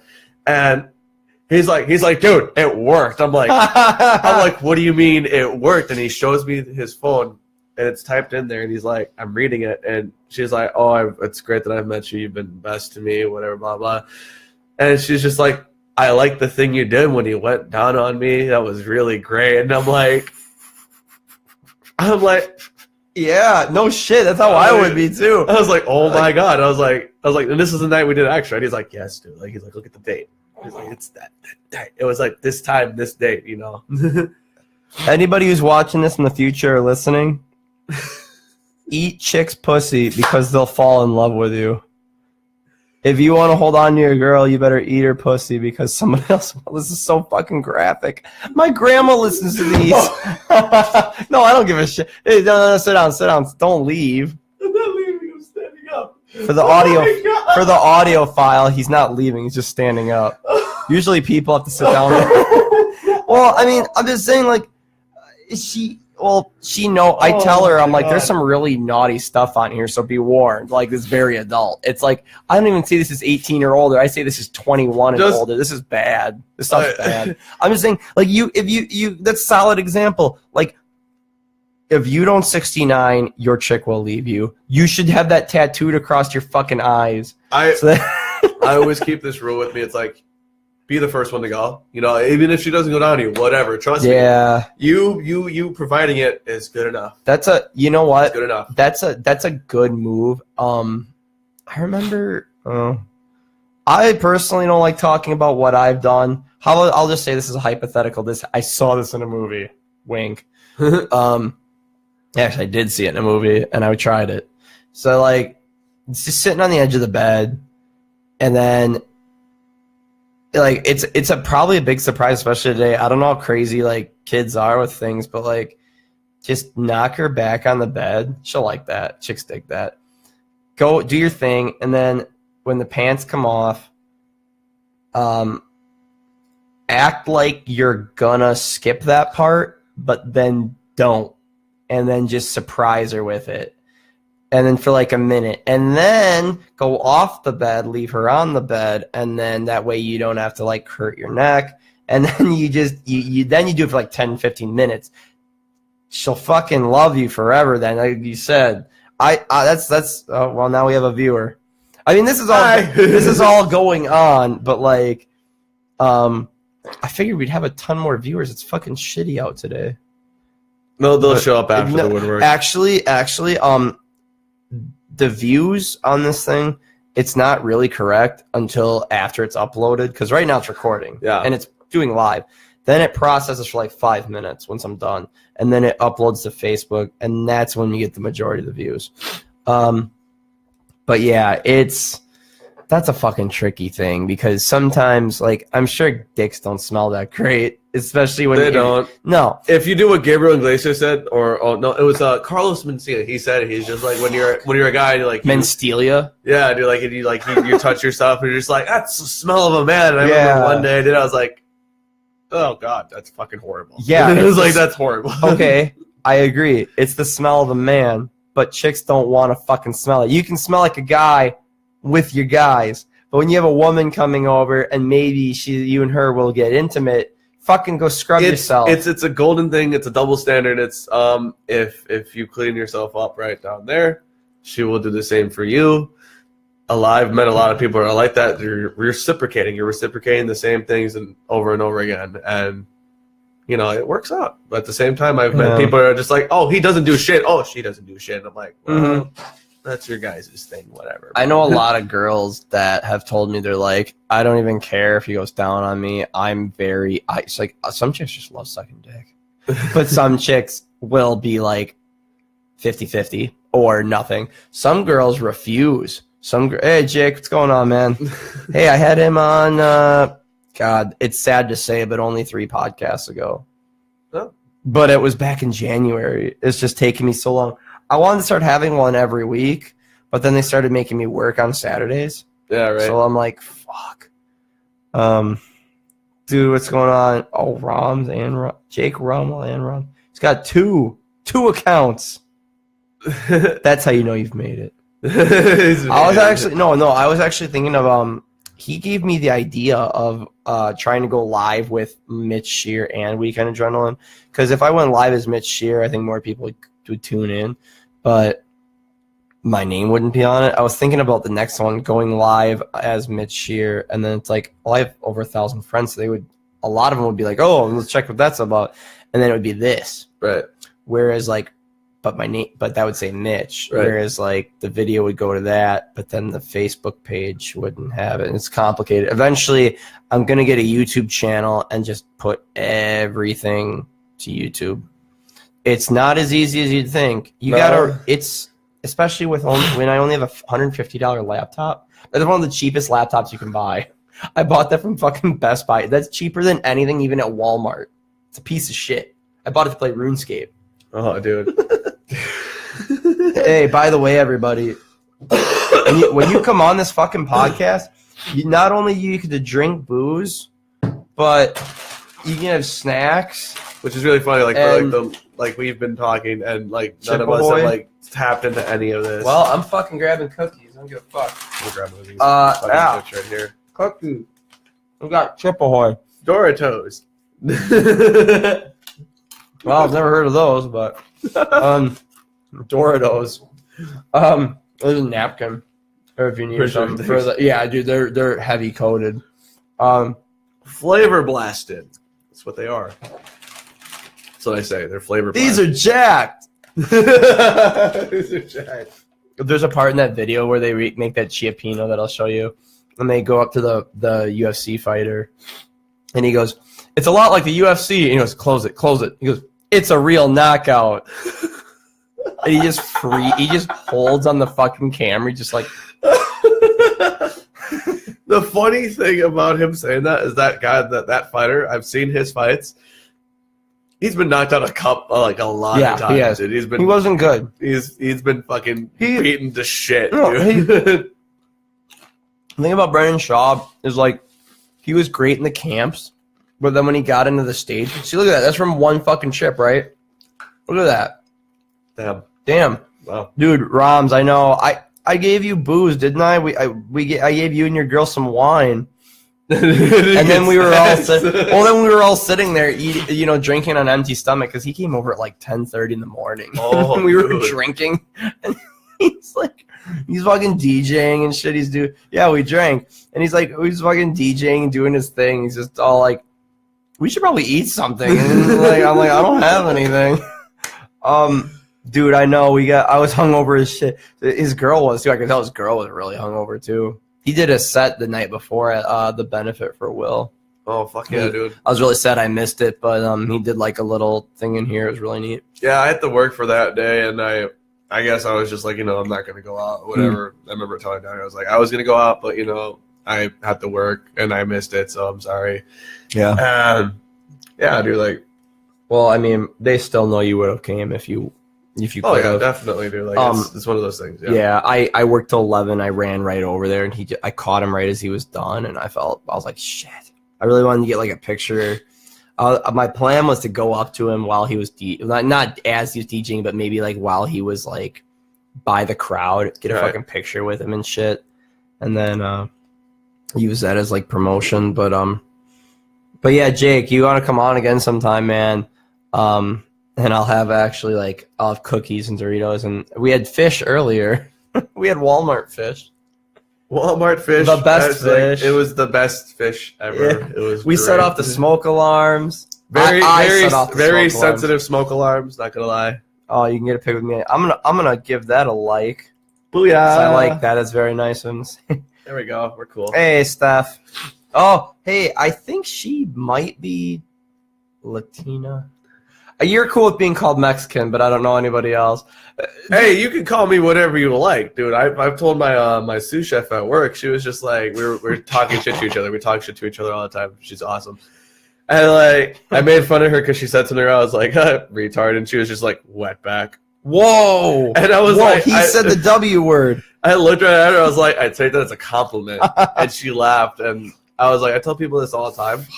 Like, people say racial things to me, and I'm like, dude, I grew up with worse. Like, I remember, like, it's not really sensitive to me anymore, but it's a very real thing that happened. Yeah. Considering how police force is now and how we see police brutality, videos, this and that and everything. Mm-hmm. I remember one day my dad had a fight with my mom, and we heard, like, crashing and everything like that. I'm not getting into details because of it. But the cops were called, and they came up to me. They were talking to me and my brother. I'm 5 years old. He's 6. And they're like, so what happened? And I'm like, I don't know. I just, like, we were upstairs playing, and we heard, crashing and banging, and we're not sure. And this officer, like, came up to me, looked me dead in the eyes, and was just like, quit being a fucking liar. Tell me what happened. I will throw you in jail right now. Stop fucking lying to me. And I'm like, Jesus. I'm like, I'm not lying. I was like, why would I lie to you, dude? Like, I'm telling you what happened. Like, we're upstairs. And he's like getting verbal. He's like, oh, we know that there's a fight that happened here. It's your dad. Your dad has priors, so on and so forth. So we have motive to ask him and arrest him. Well, he got arrested that night, went to jail. But it's funny because back then, growing up, dude, I wanted to be an officer. I wanted to be a cop. I wanted to serve and protect, my community and stuff like that. And, after that, dude, I was like, dude, if that's how cops are, I was like, that's not me. I'm not going to be that guy. Well, now I'm back to it again, fucking 20 years later. I'm like, oh, I'm feeling it again. I want to be a cop. Oh, do you really? I do. Like, you don't want to be a chef anymore, or like? Like, my ultimate goal. It's really great because Danny hung out with us one night, and she was like, "What's your dream job?" And I flat out was like, "Pro wrestler. I want to be a pro fucking wrestler. I am good at talking to the mic. I am good at improvising. Yeah. I'm good at being a character. Like, this is me." And she was like, really? I was like, yeah, like, dude, that's what I want to do. I don't mean to interrupt you, but have you thought of a stage name? Because I have. Could you be the chosen Juan? Come on. Yes. That is great. Copyrighted. Trademarked. You have to give me a percentage. There we go. Every time you win a match, you have to give me a percentage. Like, oh, dude. But sorry, go on. She was like, yeah, that's really cool. That's awesome. And I was like, dude, you got wrestlers that are just like, my kids are watching it, so on and so forth. And I was like, dude, I'd like to be that hero, that role model to my son, to my kids, because they're like, oh, my dad's doing it, I can do it too. Mm-hmm. But I'm already 26 years old, my back's killing me. I got joints and shit like that. Like, if I tried, I'd be dead. Like, the first day, dead, dude. You're not even through the first hour of practice. I'm like, I tell my lady this all the time. I was just like, if my son wants to do this, I'm gonna encourage him. I'm gonna be his support. I'm gonna back him up, dude. Mhm. Like this is he watches it. He has so much passion, so much love for it. Like he sees pictures of wrestlers. Like we found this collector cup at SmackDown Live that someone left behind, and then she's like, "Yoink, I'm stealing this. Like Yeah, you leave hell it yeah. behind. I'm gonna take it." And my son grabs it. He's freaking out. He's like, "Oh look, Nakamura, Styles." New Day, like he's naming everybody, dude. I'm like, oh my god, I was like, you're melting my heart, dude. I love you so much. You're melting Yeah. my heart so much right now. That's awesome. And I told Edna, I was like, dude, if he wants to do it, let him do it. I was like, we gotta be his support system. We gotta back him up. We gotta show him the right things to do, the right stuff to do. Like, and if he does it and he makes it, great. He's living his dream. He's doing what he wants, you know. And going back to the cop thing, like I've always heard the expression like there's bad cops and there's good cops. It takes the good cops to remove the bad cops. And, you know, I've always believed growing up is like you need to be the example. You need to bring yourself to be that person. Mm-hmm. You know, at my work, I'm a cook, I'm a chef, I'm a guy, you know, like I make food, dude. Like I'm not flipping burgers like I used to, you know, no shade to the last job I was working at, dude. Yeah, I was flipping burgers. I was good at what I was doing.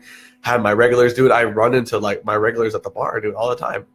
And I always ask them, are you being treated well? Are you being taken care of there? Let me know if you're not.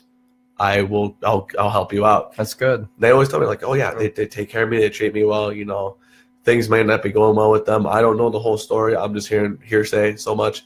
But as a cook, dude, I remember everywhere you go, you're going to be disliked no matter where you work at. You're going to have someone or two people, three, maybe the whole fucking place dislike you, you know? Yeah. But my mother always brought me up to be, your job is your job. You work, you bust your ass, you make your hours, you make your money, go home. She's like, trust me. She's like, you don't need to make friends at work. Work is work. Those are your coworkers. Those are your teammates. Those are your partners. And you're just going to be that person. You're going to do your job, get done with the day, go home. Mm-hmm. And she always told me, she's like, if people are talking shit about you, she told me this 10 years old. She's like, if people are talking shit about you, she's like, you're doing something right. She's like, you are doing something that they're talking about. She's like, you have fans. You have people that want to find something wrong with your work. They want to find something wrong with you. They want to bitch about it, point out your flaws, and just like make you this bad person. And she's like, you know what? You're giving them something to talk about. You're being yourself. She's like, no matter what, when people hate you, they're supporting you. And in a way, they are supporting you. Like how people say with Donald Trump, they're just like, if you remove the media from him, dude, you're not supporting him. Like more controversial shit he talks about, more controversial shit someone says, or stuff like that, dude. When you are bringing it up, you're like, oh, well, he said this. Oh, they did this. You know, you're supporting them because you're giving them that attention and the spotlight that they don't deserve. But in a way, like you're giving it to them. And she always taught me, she's like, when you're doing your job, focus on your work. Don't care. You know, it doesn't matter. There's a fucking prep girl I work with that had like crush on me, whatever, blah, blah, so on. Not going into detail. And I guess afterwards, when she found out that I had a woman, she started treating me differently, started being disrespectful, whatever, blah, blah. And I'm like, whatever, dude. You want to be mad at me for, you know, you not knowing your shit? Cool. Ruin your own day. If you want to ruin your own day, do it. But it's all about yourself. If you're going to let something like that ruin your day, you're not going to make it, dude. You gotta take shit for what it is with a grain of salt and just keep going. And that's like the thing with being a cook, dude, I love so much is that I take fucking constructive criticism so well. Like every job I've worked at being a cook, when they ask me, they're like, what's your biggest strength? Constructive criticism. Mm-hmm. I tell them flat out. And everybody, dude, every interview I've had, they're surprised. They're like, oh, really? I'm like, yeah. I'm like, you can tell me I did a bad job and tell me I need to do better, and I'll look at you straight in the face. Okay. Thank you. All right, I will. I'll do it. You know, like I've worked in jobs where like they've said some shit like that to another person, a coworker, and they're breaking down like, oh my God, I failed. I fucked up. And I always take it because why? Failure is always a time to reconstruct, come back, and rebuild. Mm-hmm. As a wrestler, Seth Rollins, he broke his fucking knee wrestling and was out for months, missed out opportunities. He was the top guy, champion, dude, the fucking head of the company. Mm-hmm. And one of the shirts I want to get is, it says on the front, it's redesign, rebuild, reclaim.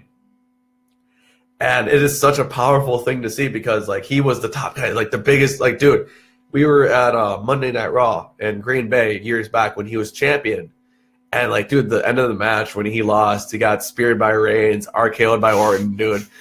Like fucking Kane, he said he was like he's the Justin Bieber of WWE, and then like everyone, the whole crowd was like Justin Bieber, pa, pa, pa, pa, pa, you know. Yeah. End of the match, we're just doing it because like he's the heel, he's the bad guy, the authority, you know, whatever. I remember that kind of the Shield or whatever. Yeah, and it was funny because everyone in the crowd was just like Justin Bieber, and they're doing the fucking chant.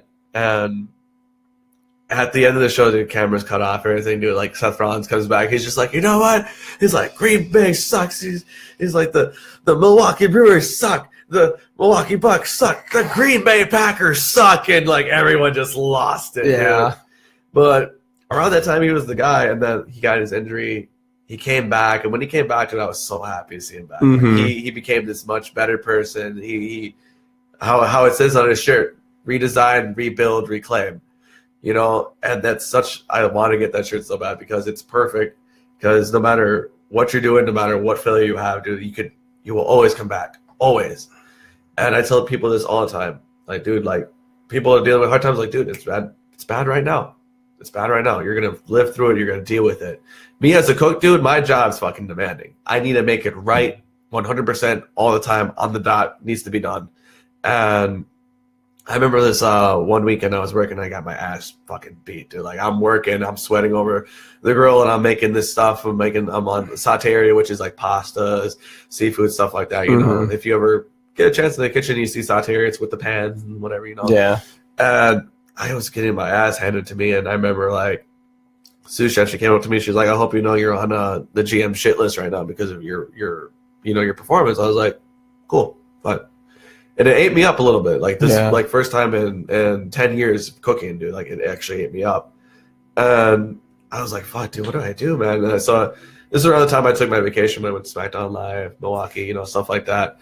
And I'm sitting there and I'm talking to my roommate. I'm like, dude, what do I do, man? Like, how do I, you know, what should I do? And he's like, dude, just go back to work. Just keep doing what you're doing.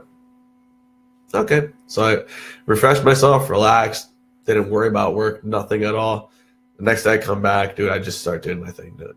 I start doing my job. I start rocking it. And so you got to take things, man. You know, when being a cook, you just got to, you come back, you got to be better, dude. You just always be better.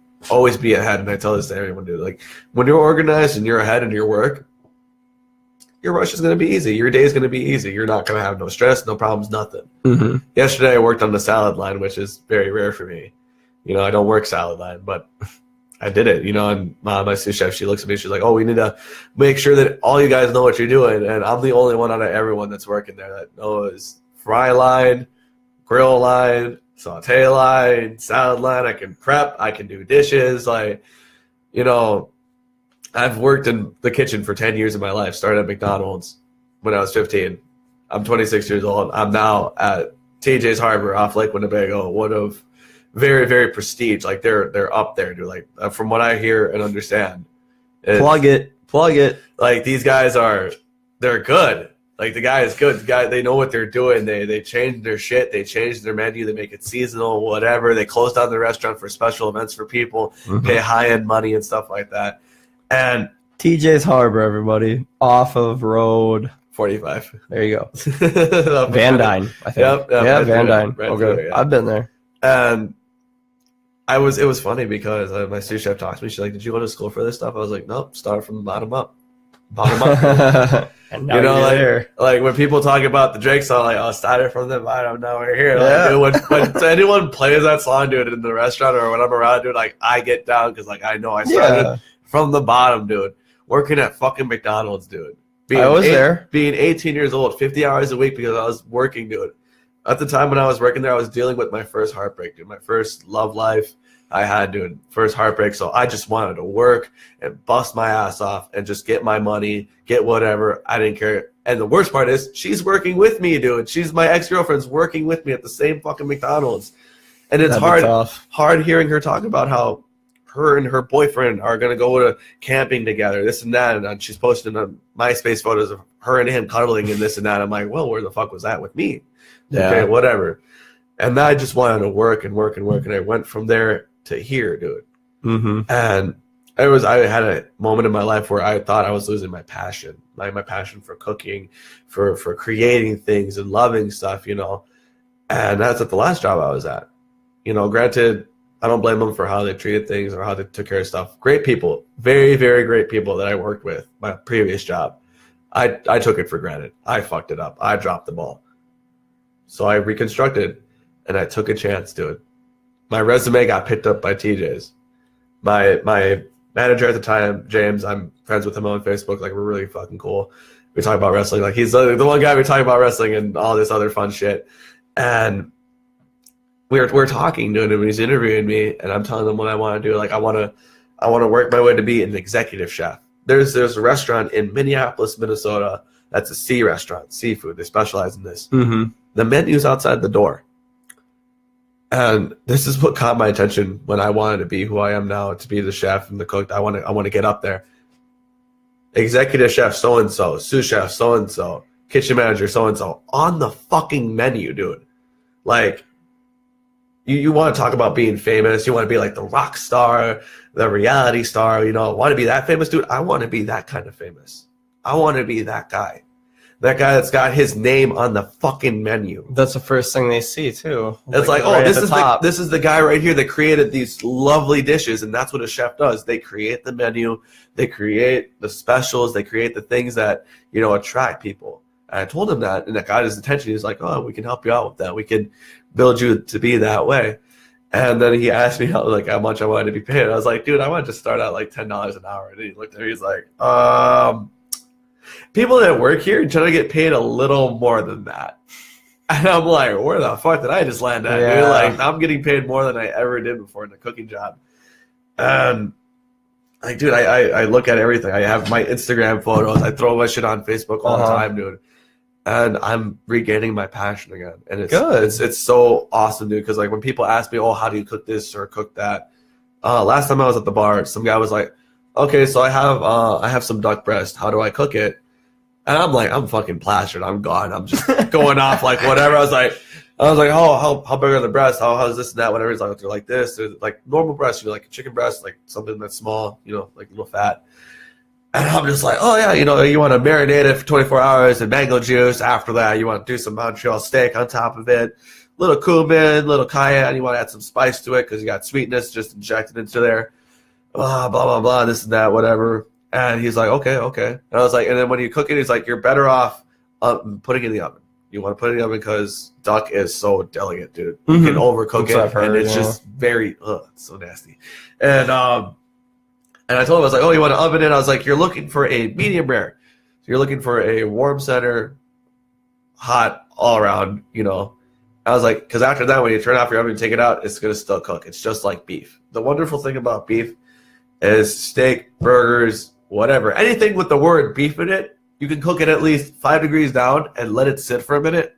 It's still cooking because the heat is locked inside. And people are amazed when they find that out. Like when I told someone that about it, I was like, yeah, dude, beef will continuously keep cooking, dude. Let it sit for a minute.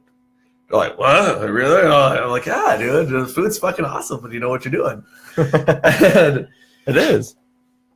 And, you know, like I told him to do that. And he was just like, because it was funny. Like I've never off the bat, when I tell people I'm a cook and I cook stuff, like never off the bat, like someone's like, what do I do? How do I do this? Like I've never caught off guard like that. I was caught off guard, but I was like, dude, do this, do that. I want to do it like here. I want to cook it there, you know.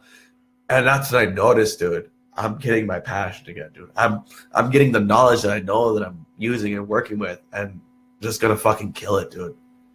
And like I'm gonna one day, dude, I'm gonna get a fucking food truck. I'm gonna go patrol fucking Fond du Lac. Wait, you want to do a food truck, or do you want to do the executive chef thing? I want to do both. Both. You want to be the executive chef of your food truck?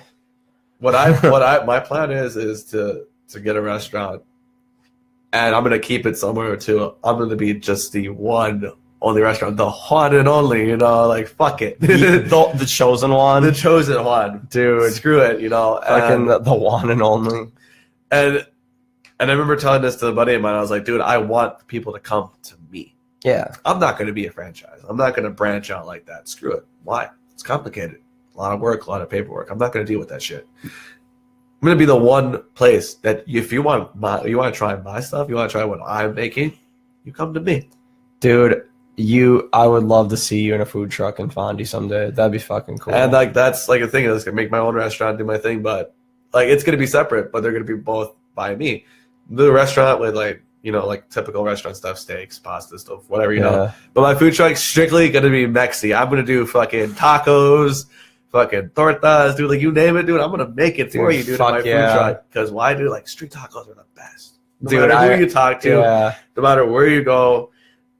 Like that's my thing, and I love tacos, dude. Like I post pictures on Snapchat, Instagram. Were you into them before they fucking got big on Facebook? Like, if you notice, if you ever have anybody tell you, I was gonna say you have to work at 4. I'll get there. Like, dude. Okay, we can. I will be speeding. We can wrap. That's what I'm saying. we can wrap it up in a little bit. I just have like we covered everything except like one quick thing at the end of the notes. But fuck. Oh yeah. Tacos. So yeah, I was gonna say like if people say nothing is impossible or if like something's too hard. Do you remember since the fucking dawn of the internet, what is the one thing that the internet gave a shit about? Cats. Cats were fucking everywhere. I love cats. Fucking Nyan cat. Blah blah blah. It's all about dogs now. They fucking switched over, and then it's all about dogs now. It did. It fucking was It's dogs now, and it switched over from cats to dogs. And the same people that said I love cats, fuck dogs, are now saying I love dogs, fuck cats. A bunch of fake fucks. I don't care. I don't like any animal. So fucking go. To everyone watching this right now, I'm gonna say this very clear. I am an animal person, dead to the end. If you have a cat, I will pet it. If you have a dog, I will rub its belly. Hell, if you have a snake, I'm gonna hold it. And I hunt. So, yeah. Anyways, no, I like dogs and cats. They're fine. As long as you don't bite me, I'm fine. But it used to be about, what's the fucking food? Right now, everybody's like, give me tacos. Give me fucking tacos. I love tacos. Give me some tacos. But that's how it is right now. It's like that's like the popular food, but it used to be something else. It used to be like chicken wings or some shit, or like I know what you're talking about. It was like in 2015, and now it's tacos. What was really popular? It's like avocado or something. Avocados are always gonna be popular. Well, yeah, but like, and I don't like them one bit. It's a texture thing. I fucking hate it. That's fine with me. I don't like coconut. Fucking coconut's gross. It's what's his Tallahassee said in Zombieland. It's not the flavor. It's the consistency. It is. Yeah. My dad can't fucking taste anything, and he'll be like, I don't like that. I'm like, you can't taste. He goes, yeah, but I can taste it with my feelers in my mouth or whatever. He said something real fucking weird about it. But my sensors on my tongue and teeth, I can taste it. No, you can. It's fucking real. But like, what the fuck food was it from? What fucking food was it from? Facebook. God damn it! It's tacos right now, but it was something else. Pizza. That's my thing. Is like pizza. Sushi, maybe. I think it might have been sushi, but it's like I don't know if you ever go on Tinder, but I recently joined, and every fucking skank's profile is, I only swiped right because of your dog. Buy me tacos sometime, and maybe I'll talk to you. Or I love to travel. And Dave Attell has the best fucking travel, like, one-liner. And I put it in my, what's up, Rob, Jesse, and Brandon. I put it in my fucking profile. I said, I don't like to travel because my dad used to hit me with a globe. It's so funny. I travel a lot, and I don't like to travel because my dad used to hit me with a globe. Like, that's so, there's no fat on that joke. It's so good. But, like, it bothers me so much that, like, it went from, like, whatever the food it was to now it's like, people switch over and, like, but no, that's cool. Like, no, like, dude, I believe that you were into tacos for the longest time. Dude, my biggest pet peeve growing up was people never understood, like, actual authentic Mexican food. Yeah. And I love it, dude. Like, I grew up to be this guy that, like, loves it, dude. Like, this is the shit I eat. This is what I grew up with. Being a kid, I was super fucking picky, dude. I never ate the shit. I always ate, like, American food all the time. Mm-hmm. McDonald's, Taco Bell, all that crap, And it's funny because I always tell people all the time, they're just like, oh, where can I find the best authentic Mexican food? And I look right at them and I'm like, go to my mom's house. You'll get the best ever. I was like, I'll tell you right now, you'll get the best ever. Come with me. You'll have it. You'll try it. You're going to love it. And I tell people this all the time. And even when they're asking, it's like, oh, can you teach me how to speak, some Spanish? Show me some words. I'm like, okay, come live with my family for a month. You'll learn. Because a buddy of mine, my best friend Josh, like he's my brother. Like this is my non-related, non-blood brother. Like this is my guy. I told him flat. I was like, the day I get married, I was like, you're my best man. I was like, you're gonna be my best man, but me, I'm gonna have more than just one best man. Break the culture, dude. Break originality. If my wedding's gonna be a wedding, I'm gonna have more than one fucking best man, dude. I'm gonna have my best guy friends there, dude. Simple as that, And I remember his mom and him were having some troubles, and he came and lived with us. My mom was like, "Oh, come live with us." And we have this joke where we talked about how he never showered and bathed. And one day we got we got like really stoned and high. We were just cracking at him, and he was just like, "I never had water." He's like, "They shut off the water in my house. I'm sorry." Oh my god! And like I died inside. I was like digging a little deep. Yeah, I was like so high. I was like laughing my ass off. And then I looked at him. I was like, "Really, dude? Like they shut off your water?" He's like, "Dude, it was hard times, Jeez. So it was funny. He came to live with us. My mom was like, "What the fuck is that smell?" And like when my mom got like that, I was like, I don't know. It's not me. I showered today. Leave me alone, And she looks at my friend, and she was just like, "It's you." Grabbed him by the ear, brought him upstairs to the two-story house we were living in Minnesota.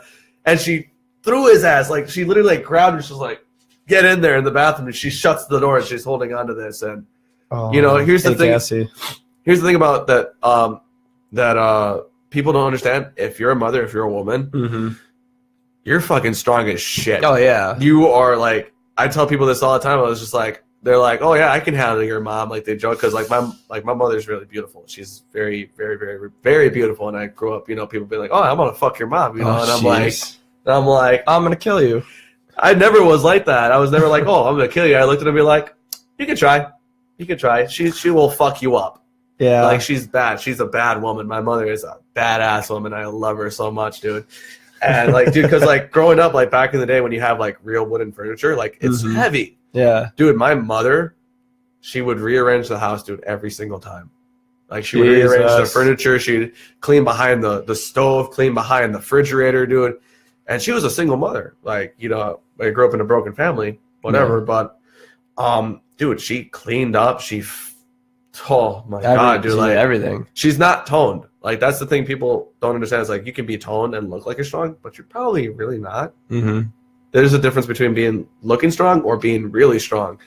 And oh my God, dude, like my mother, like she moves this shit around the house and she's been doing it for 20 years. 20 years, moving stuff around the house, cleaning behind things that are heavy. I fucking saw her one day carry like this original wooden crib that we got for my little brother when he was a baby. And I was like, "Oh, let me help you out, Mom." She's like, "Nope, got it. Don't need you." She's just like, she's carrying this thing up in our house. I'm like, and she looked at me. She was just like, "Life of a mother." Yeah. She's like, "You'll never deal with it because you're a man. It's okay." Oh, Jesus. Well, I'm sure. I mean, she's got that perspective on it. That's really unfortunate. My mother's badass, dude. Like, it's funny. Cool, she's the first time she caught me being high. She was just like, "Are you high?" I was like, "Yeah, I'm high, Mom." She's like, "I am very disappointed in you." Oh. So I'm really upset with you. 5 minutes later, she comes back and she's like, "Are you hungry?" And I'm like, "Yes." I'm really hungry. Yes. Well, she threw my friend in there and she fucking told him flat out. She was like, "You're not getting out of that fucking bathroom until I hear the water run, until I smell you." And like, yeah, until the smell goes away. Yeah, like in that same day, dude, I remember going to work at McDonald's and my mom comes to pick me up and he hits me up on MySpace and he's just like, "Hey, you mind getting me a soda, dude?" Like, I was like, "Yeah, sure, dude, I'll get you a soda. Why not? It's for free, whatever." Get him a soda, dude. I come outside, dude. I have my food, my free meal for the day, whatever. I'm about to eat it at home. Step out the car, dude. And this guy had hair like down to his shoulders. Like he had long hair, sticky, greasy hair, how it is. Yeah. And he steps out the car, dude. He's got hair like me, like you, short and everything. I was like, "What just happened?" And he's like, "Your mother forcefully made me get a haircut." I was like, "What do you mean forcefully?" She's like, "She didn't let me out the bathroom until I agreed." And I was like, that's my transforming in one step at a time. Like, that's my mother for you, dude. Like, she's step at a time. That way, I guess that would be good, dude. It's but like, it was really funny. But the thing that I tell people most is with being Hispanic, like you, growing up, being me, dude. Like it's weird. I'm not used to this. Like it's now being a big thing. Like, and I tell people this all the time when it comes to the racial, political things, stuff like that, dude. There was a time where I noticed it wasn't a big deal. It wasn't a big problem. It wasn't a thing that people bring out, you know. And then the older I got, the more older I got, dude, the more I started seeing it, the more I started understanding it, dude. Like, I don't care who you are, dude. You can spit your game at me. You can tell me how much you hate me, how much you dislike me. Tell me to go back to my country. I'll look at you dead in the eyes and be like, dude, I was born in Texas. I was born here. I'm fine. And I get a lot of people telling me all the time, like, they're just like, oh, dude, they did this to you? Like, oh, they said that to you? And I'm like, yeah, dude, whatever. I grew up like this. This is the life I grew up with. And I tell people all the time when people are like, oh, you're a spick. Oh, you're a wetback. Oh, you're this. Oh, you're that. And I'm like, whatever. I grew up with worse, dude. I grew up with a lot worse. And it's the thing I love the most, dude. I look back at my life. I look back at what I deal with. I look back at the struggles I had, man. I know I can fucking make it anywhere, dude. I know I can bring myself up to be this dude, to be whatever. I am the first male with my last name in my family to graduate high school. The first. It's pretty awesome. You know, my dad never graduated. My grandpa never graduated. Like the males in my family, my role models, my uncles, my cousins, you know, like my cousins underneath me, my younger cousins, they now followed behind suit, dude, because why?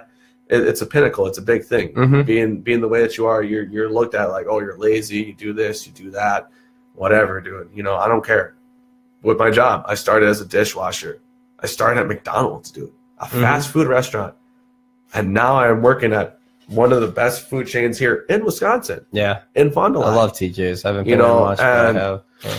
I became this person, dude. I became this guy that works hard, busts his ass because why? Because of what I came up with, what I grew up with. Everyone has their struggles. It doesn't matter who you are. A friend of mine taught me this. He taught me this. He's like, because I made fun of kids that were rich, made fun of kids that had like big houses, cars, money, whatever, you know, because I was like, oh, they don't know struggle. And he taught me this. He's like, how sure are you that you know that they don't have struggles? How positive are you? Mm-hmm. I was like, I don't know. He's like, dude, everyone has struggles. He told me this. He's like, yeah, that rich family right there, yeah, they have money. They have whatever they want. They're financially stable. He's like, but guess what? He's like, that kid's probably missing some love from his mother and his father. Yeah. Because they're working never home. They're never home. They're doing their thing. That's what they're dealing with. Same with a kid that's poor, you know, like, oh, they're missing the stability of financial, you know, being that way. Mm-hmm. But they had the love of their family. Yeah. Yeah, dude. It is. That's a big thing that like people forget that like they say like money doesn't buy you happiness, and really money just it pushes away the financial, I want to say, fear. Like there's a point at when you forget you can, I don't want to say forget, like, because I haven't forgotten, but my lifestyle to me personally isn't very expensive. Like I can afford my food, I afford all my bills, and I pay all my bills, and I have money left over for fun shit. And at some point I remember, like, especially at my last job, I remember I'm like, oh shit, I don't know if I'm gonna be able to pay my electric or whatever, or my rent. Right. And then when I got this new job and I jumped up like $6 an hour in pay, and I'm like, oh, well, I don't really have to worry about my bills now. You feel it float away. But like the thing of like rich people, like very, very successful rich, like you were saying, like 3-story mansion houses, right, furnished, everything, is they're so wrapped up in their work.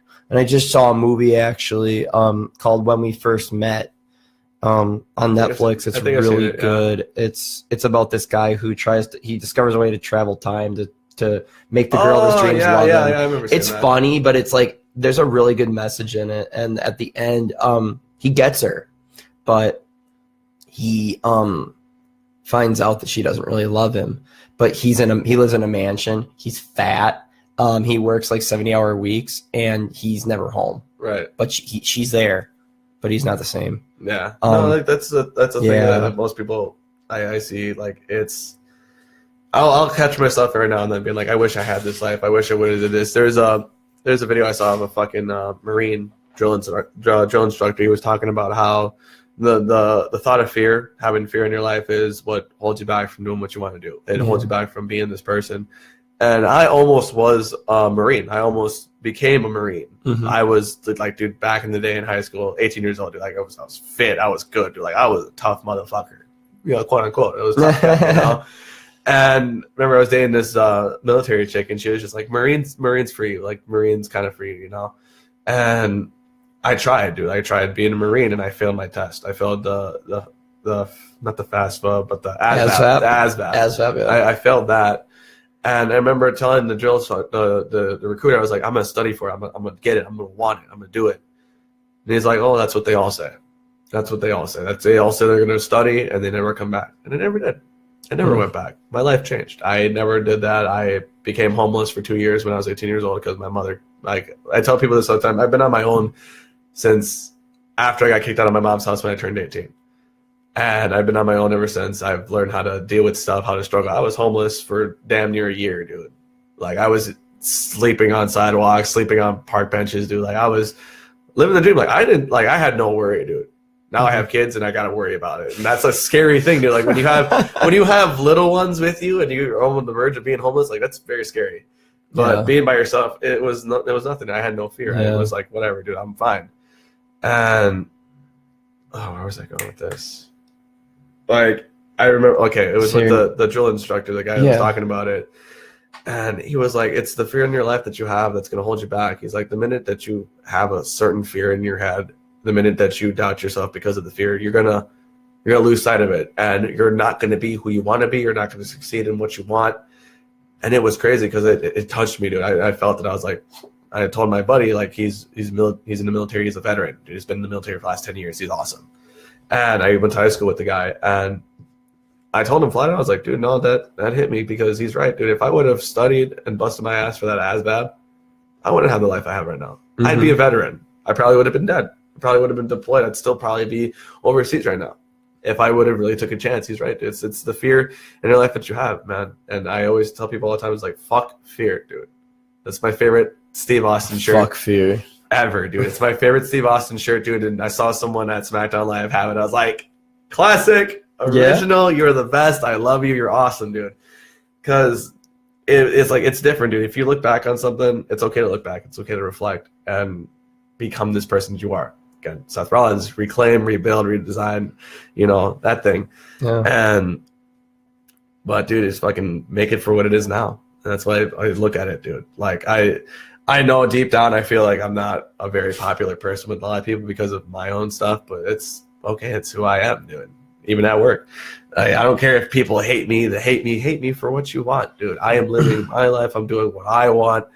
I'm removing my fear. And my fear is not being accepted. And this is something none of you people know this. None of you know this. And that's my biggest fear, is not being accepted. And I hate it. I hate knowing that it's in my head. It's in the back of my mind to have this. But every single day, dude, I wake up. I remember the words my mother taught me. I remember the stuff I deal with, dude. Like, I'm like most people. I didn't have a great life. Whatever. I grew up to be this person. But here I am, man. This is who I am. And I remember the day that Chester Bennington passed away, dude. And I cried like a little fucking baby, dude. Like, I met someone last night. He had a Linkin Park hat.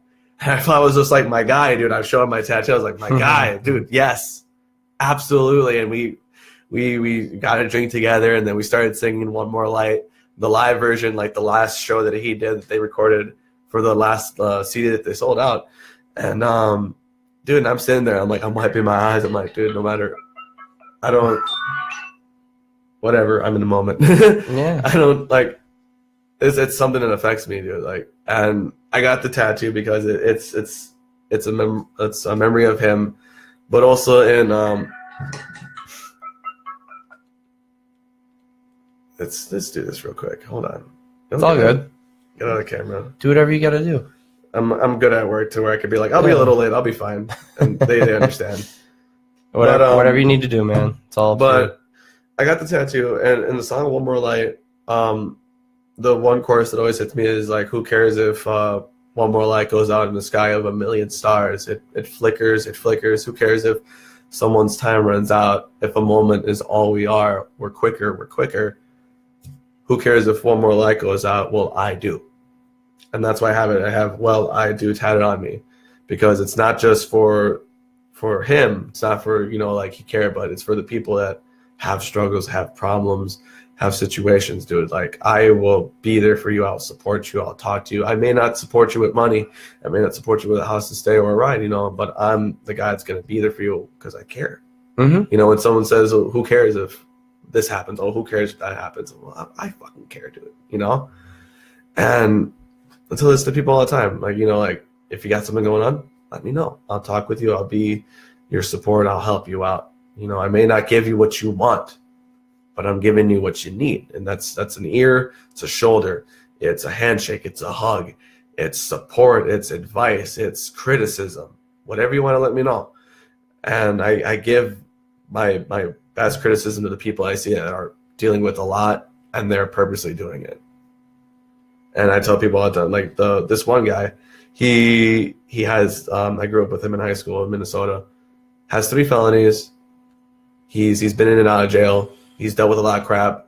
Talks about, oh, when I get out of jail, hit me up. Let's hang out. Goes to EDMA shows, gets fucked up, gets high. Mm-hmm. And just recently, when he just went into jail, I went onto his Facebook and threw it on as well. It was just like, when you get out of jail, it's like, get your shit together. Yeah. I love you. I care about you. Get your fucking shit together. Quit this jail bullshit. Get it together. And it's funny when you meet people that brag about it. I grew up in high school where people bragged about going on jail. Oh, yeah, I just did 16 months, whatever, blah, blah, blah. I'm a badass motherfucker. And I'm like, my brother taught me this. And he's the one that when I bring up my brother, I'm this guy. I'm the Rock wrestling kind of guy. I love it. Mm-hmm. My brother, he's your standard Mexican who is tatted. He's got the shit. He is gang related, whatever, dude. Like he's the real deal. He's when you look at him, you're like, why aren't you like that? He used to beat my ass all the time and tell me, oh, don't be this person. Don't be me. Don't do what I did. You know, don't ever do what I did. And that's why. And he told me one day, dude, he was in jail. He got caught with a felony weapon and spent 4 years in prison in Minnesota. And he remembered one day, like after like the second year he's going through his second year of jail, and he remembered this one kid, 18 years old. Felony, you know, theft and whatever, blah, blah. 18 months, not too long, not what he was dealing with. And the kid's sitting there, and he told me, he's like, dude, he was sitting there bragging about how much he was in jail and so and blah, blah, and this and that. And I looked at him, and he's like, my brother's like, I looked at him, I was like, he's like, you're bragging about how much freedom you gave up? It's like, you're bragging about how much time you have out there that you just gave up? Yeah. He was like, dude, he's like, you're living your life wrong. Yeah. He's like, the kid tried to fight him. He looked at him. He was just like, dude, I'll lay you out bad, dude. He's like, my brother, he's a badass, dude. He's been in and out of jail. He's your typical Mexican criminal, whatever. I don't care. But he's the guy that I grew up with fighting and doing shit with. And tough motherfucker, dude. He's tough, dude. Tough guy. And he always told me, he's like, dude, don't worry about the guys that brag about how much time they spent. He's like, those guys don't know what they're missing out. He's like, what you're doing right now? He's like, what you're living? He's like, keep doing it.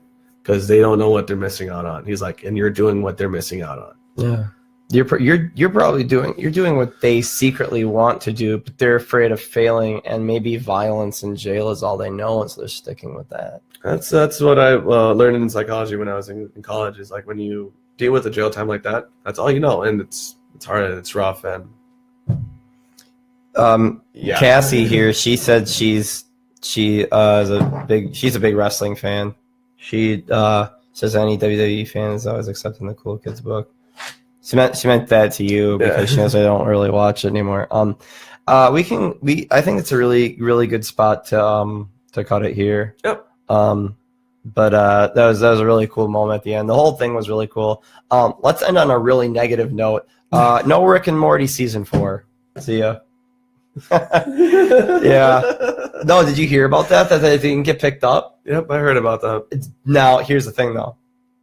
I'll make this really quick. Don't feel bad about that because it's Adult Swim and they didn't pick it up.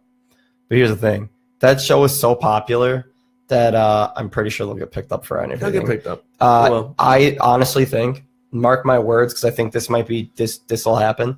I bet you Hulu will pick it up because Hulu already plays the reruns. Hulu will pay Dan Harmon or whatever his fucking name is to make new episodes. Guarantee it. So don't be distraught by no Rick and Morty season 4. I know there's a lot of fans out there, but it'll happen when it. They waited 4 years for season 3. You can wait a little more longer for season 4. Any last thing you want to say? Like, if you have anything going on, like not side projects, but like any projects you got working on you want to talk about really quick? Coming soon to a world near you. One and only 2.0. Actually, nothing's going on. I'm just being myself. So, all right, cool. Keep doing what I'm doing. Keep loving. Keep spreading the positivity because it's a new day. Yeah, yes, it is. All right, she knows New Day. She just met New Day, actually. That's Juan, everybody. Thank you, really. I really appreciate you coming on here. Absolutely, I'm really happy we finally got to do this. It's been a long time coming. I'm super happy we got to do it. We just went over the 2-hour mark. I've always wanted them to be just 2 hours, and like all the rest of mine have gone way over. So I'm glad we hit that mark. And I always say, never be afraid to talk about your feelings with your friends, and take opportunities to meet new people. Like I always say, if somebody asks you out to lunch or like to Starbucks or whatever, maybe instead of getting anxiety and saying no, say yes and realize, well, that wasn't so bad. What else can I accomplish? To end this here, I've just received news that I got my hoodie back. Thank you, Richard. You're the best. Thanks, Richie. All right. Bye, guys. Later.